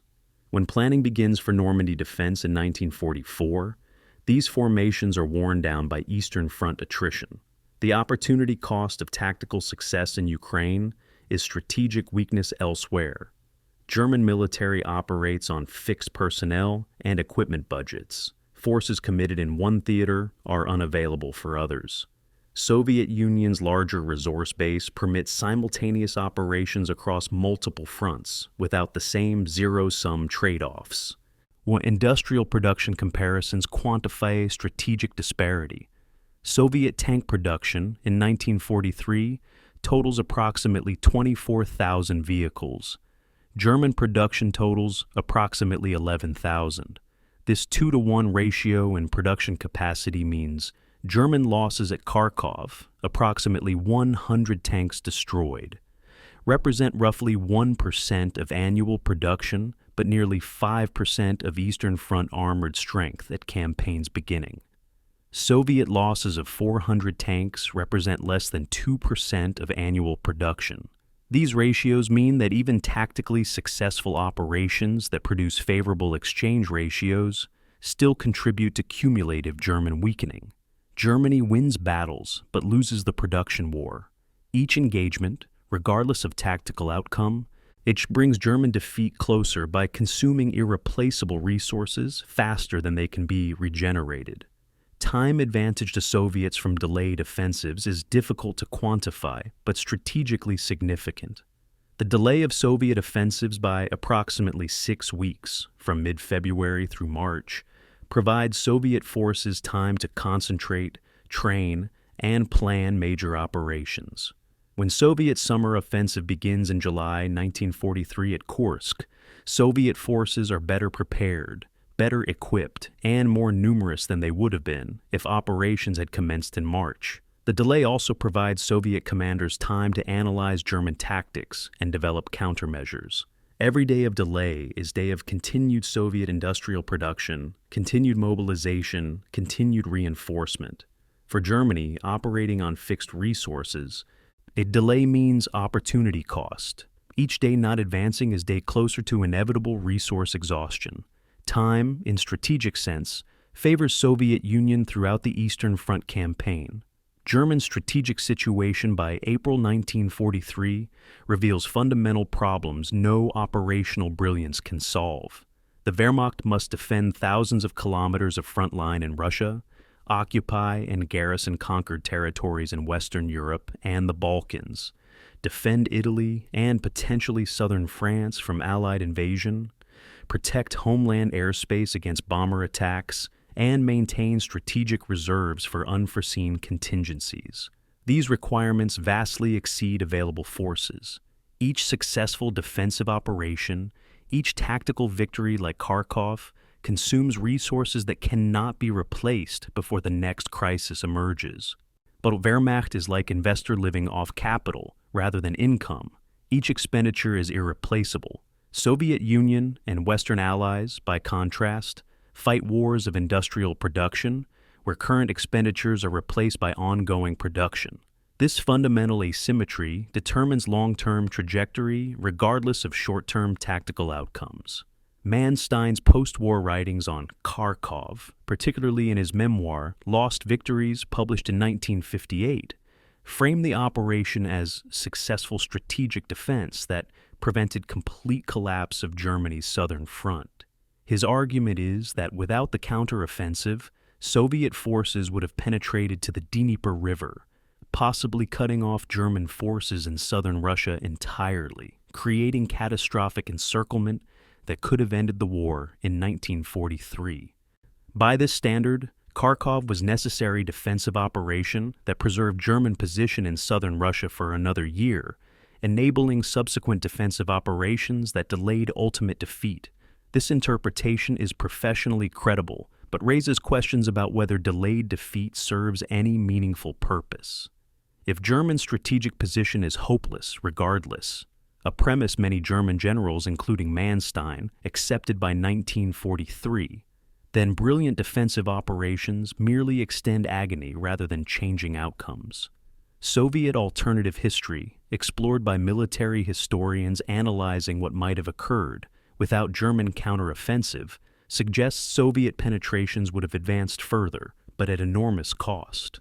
Soviet forces in February 1943, despite their victories, remained insufficiently skilled for sustained operational penetration against competent opposition.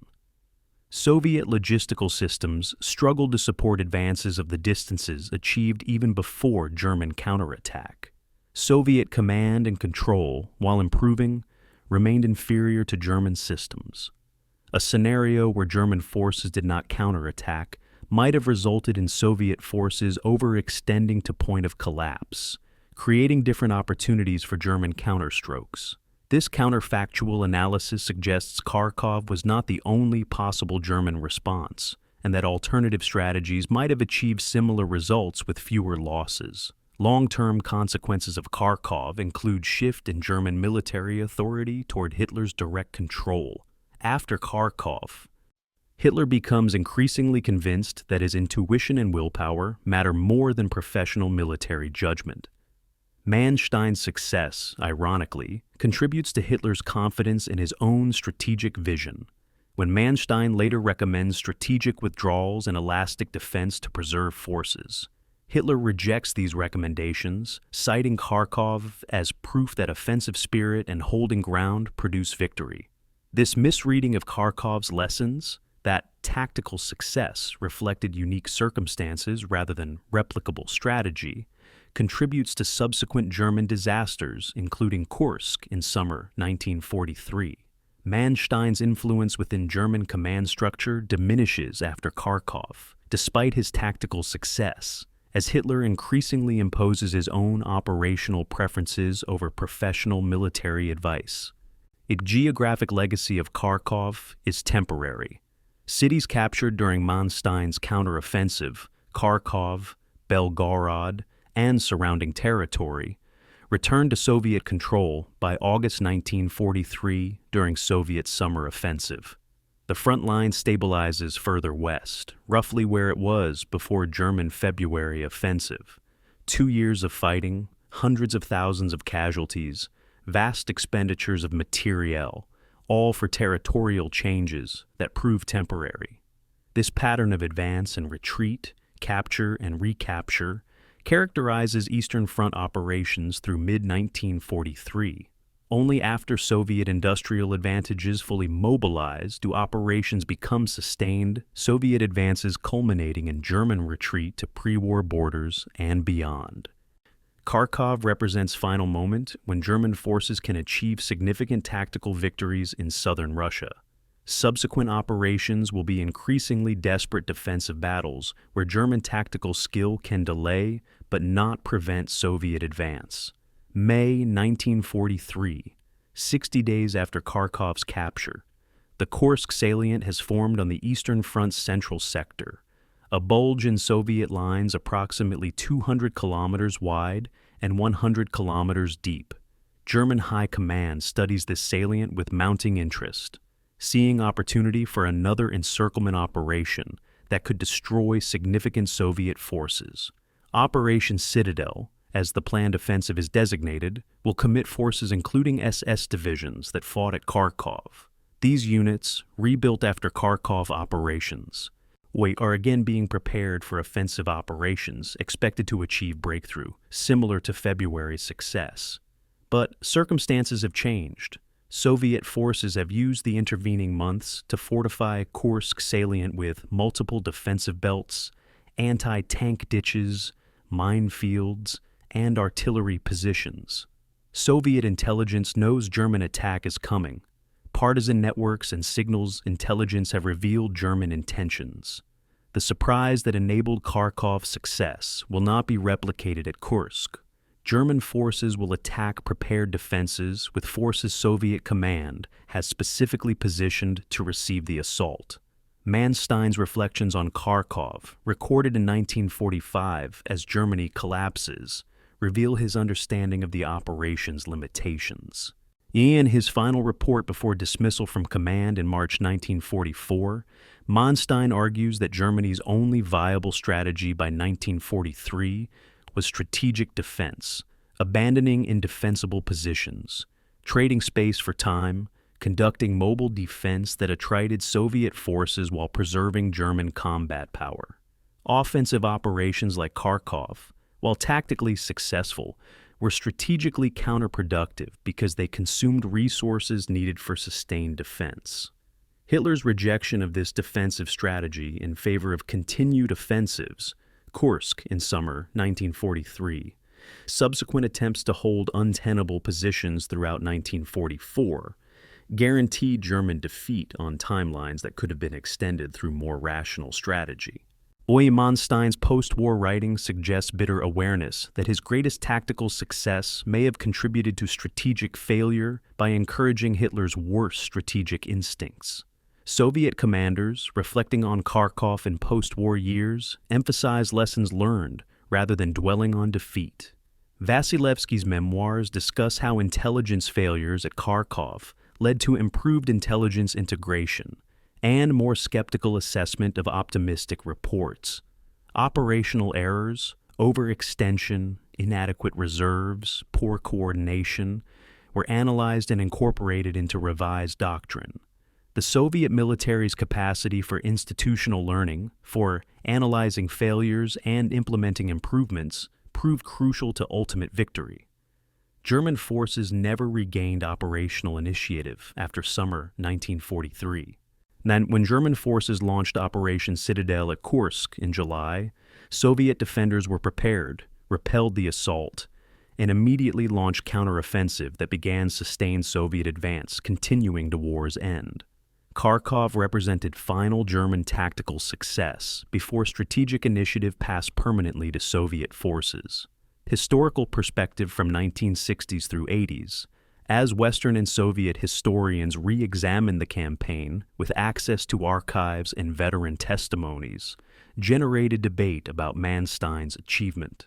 Western historians, particularly those influenced by Cold War perspectives and German veteran memoirs, often portrayed Kharkov as brilliant operational triumph, demonstrating German tactical superiority. Soviet historians emphasized that territorial gains were temporary. Casualties were acceptable within Soviet strategic framework, and the operation's net effect was to weaken German forces without changing strategic trajectory. Neither interpretation is entirely wrong. Kharkov was simultaneously German tactical triumph and strategic irrelevance, brilliant execution of operational art that nonetheless contributed nothing to German war aims and arguably hastened defeat by consuming irreplaceable resources. Modern historical debate continues to examine whether Manstein's operation proved German army superiority but strategic impossibility, or whether it demonstrated that tactical brilliance matters less than industrial capacity in modern warfare. The question has implications beyond historical curiosity. It relates to fundamental military theory, questions about relationships between tactics, operations, and strategy. Can tactical and operational excellence overcome strategic disadvantages? Historical evidence from Kharkov suggests no. German forces won every major tactical engagement, achieved operational breakthrough, and still lost the campaign's strategic objectives because underlying resource imbalances were not addressed by battlefield success. This conclusion influences modern military doctrine, emphasizing that operations must serve strategic objectives, and that tactical victories without strategic purpose consume resources without advancing national aims. Subsequent German operations demonstrate Kharkov's lessons, or failure to learn them. Operation Citadel at Kursk in July 1943 commits similar forces using similar tactics against prepared Soviet defenses. Unlike Kharkov, where surprise enabled breakthrough, Kursk becomes grinding attrition battle. German forces penetrate Soviet defenses but cannot achieve breakthrough before Soviet reserves arrive and German logistics break down. Casualties are catastrophic on both sides, but Germany loses proportionally more irreplaceable combat power. After Kursk, German forces on Eastern Front are permanently on defensive, conducting fighting withdrawals that trade space for time but cannot prevent eventual Soviet victory. Manstein commands through early 1944 but is dismissed by Hitler in March for advocating strategic withdrawals Hitler considers defeatist. Manstein's remaining war years are spent in involuntary retirement, watching from distance as strategies he advocated, mobile defense, strategic withdrawal, as a negotiated settlement, are rejected in favor of fanatical resistance that prolongs war's devastation but guarantees complete defeat. Soviet armor production in 1943 totals 24,000 tanks, approximately twice German production, and sufficient to replace losses at Kharkov, Kursk, and subsequent operations with surplus capacity. This production advantage, established by industrial mobilization completed by 1943's beginning, creates cumulative superiority that no tactical excellence can overcome. Germany's tank fleet on Eastern Front, approximately 3,000 vehicles at any given time during 1943, faces Soviet forces growing from 6,000 tanks in January to over 8,000 by December. And each month's production adds to Soviet strength, while German forces remain relatively static or decline. The mathematics of attrition favor Soviet forces absolutely. By war's end in May 1945, Soviet Union will have produced over 53,000 tanks since June 1941, compared to German production of approximately 25,000. This 2-to-1 production advantage translates directly to battlefield capability that tactical skill cannot offset. Human cost statistics reveal the campaign's brutality. Approximately 110,000 total casualties, German and Soviet combined, resulted from operations February through March 1943 in the Kharkov sector. Approximately 500 tanks were destroyed on both sides. 10,000 vehicles of all types were lost. These numbers represent human tragedy, deaths, mutilations, bereaved families, shattered communities. The numbers also represent economic waste, industrial production consumed in mutual destruction, resources diverted from civilian needs to military expenditure, human capital destroyed rather than employed productively. 110,000 casualties at Kharkov represented fraction of total Eastern Front casualties during the war's course, estimated at over 30 million military and civilian deaths combined. Kharkov was a relatively minor campaign within a conflict of unprecedented scale and brutality. Manstein's later career provides coda to Kharkov's story. Dismissed in March 1944, he spent war's final year in retirement. Post-war, he was tried by British military court for war crimes, specifically for Wehrmacht complicity in atrocities committed in territories under his command. Convicted on relatively minor charges, he served 3 years imprisonment before release in 1952. During Cold War, as West Germany rearmed and NATO sought experienced German officers, Manstein was rehabilitated as military expert. His memoirs, Lost Victories, became influential text on operational art. He served as advisor to West German military, consulted with NATO on defense planning, and died in 1973 as continue with the remaining chapters. 8:43 a.m., respected figure in Western military circles. This rehabilitation required carefully separating Manstein's operational competence from political context. The Nazi regime he served buried the atrocities committed by forces under his command, the fundamentally unjust cause for which he fought. Modern scholarship increasingly questions whether such separation is morally or historically appropriate.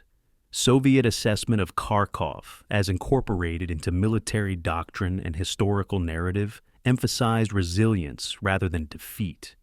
Official histories portrayed the operation as temporary setback that Soviet forces overcame through determination and sacrifice.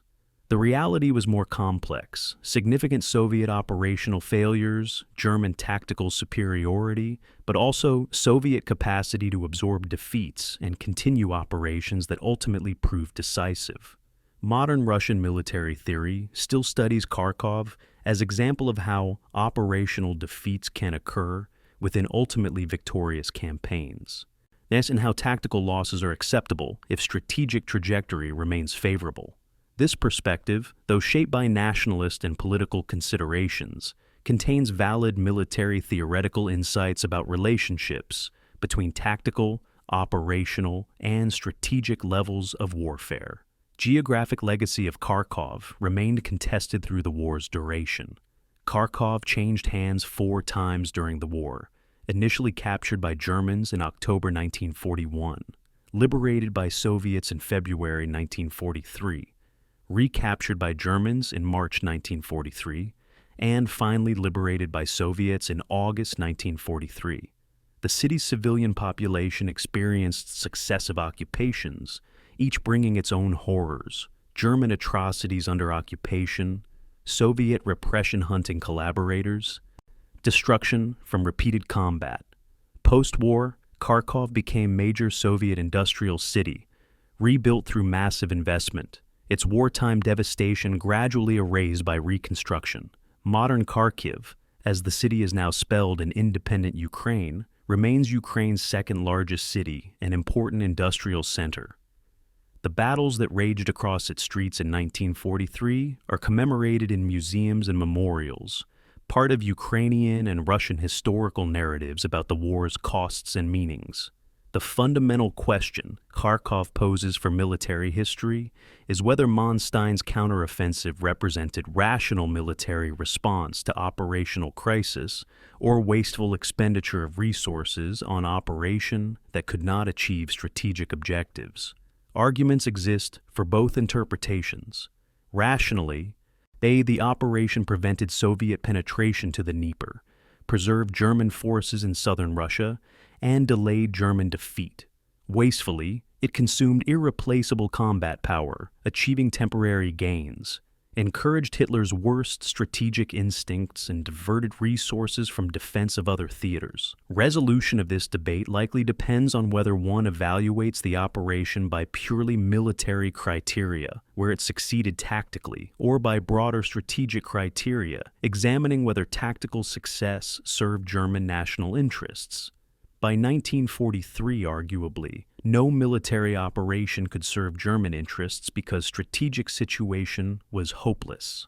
In that context, Kharkov represents ghost victory, impressive achievement that changed nothing essential about the war's trajectory and meaning.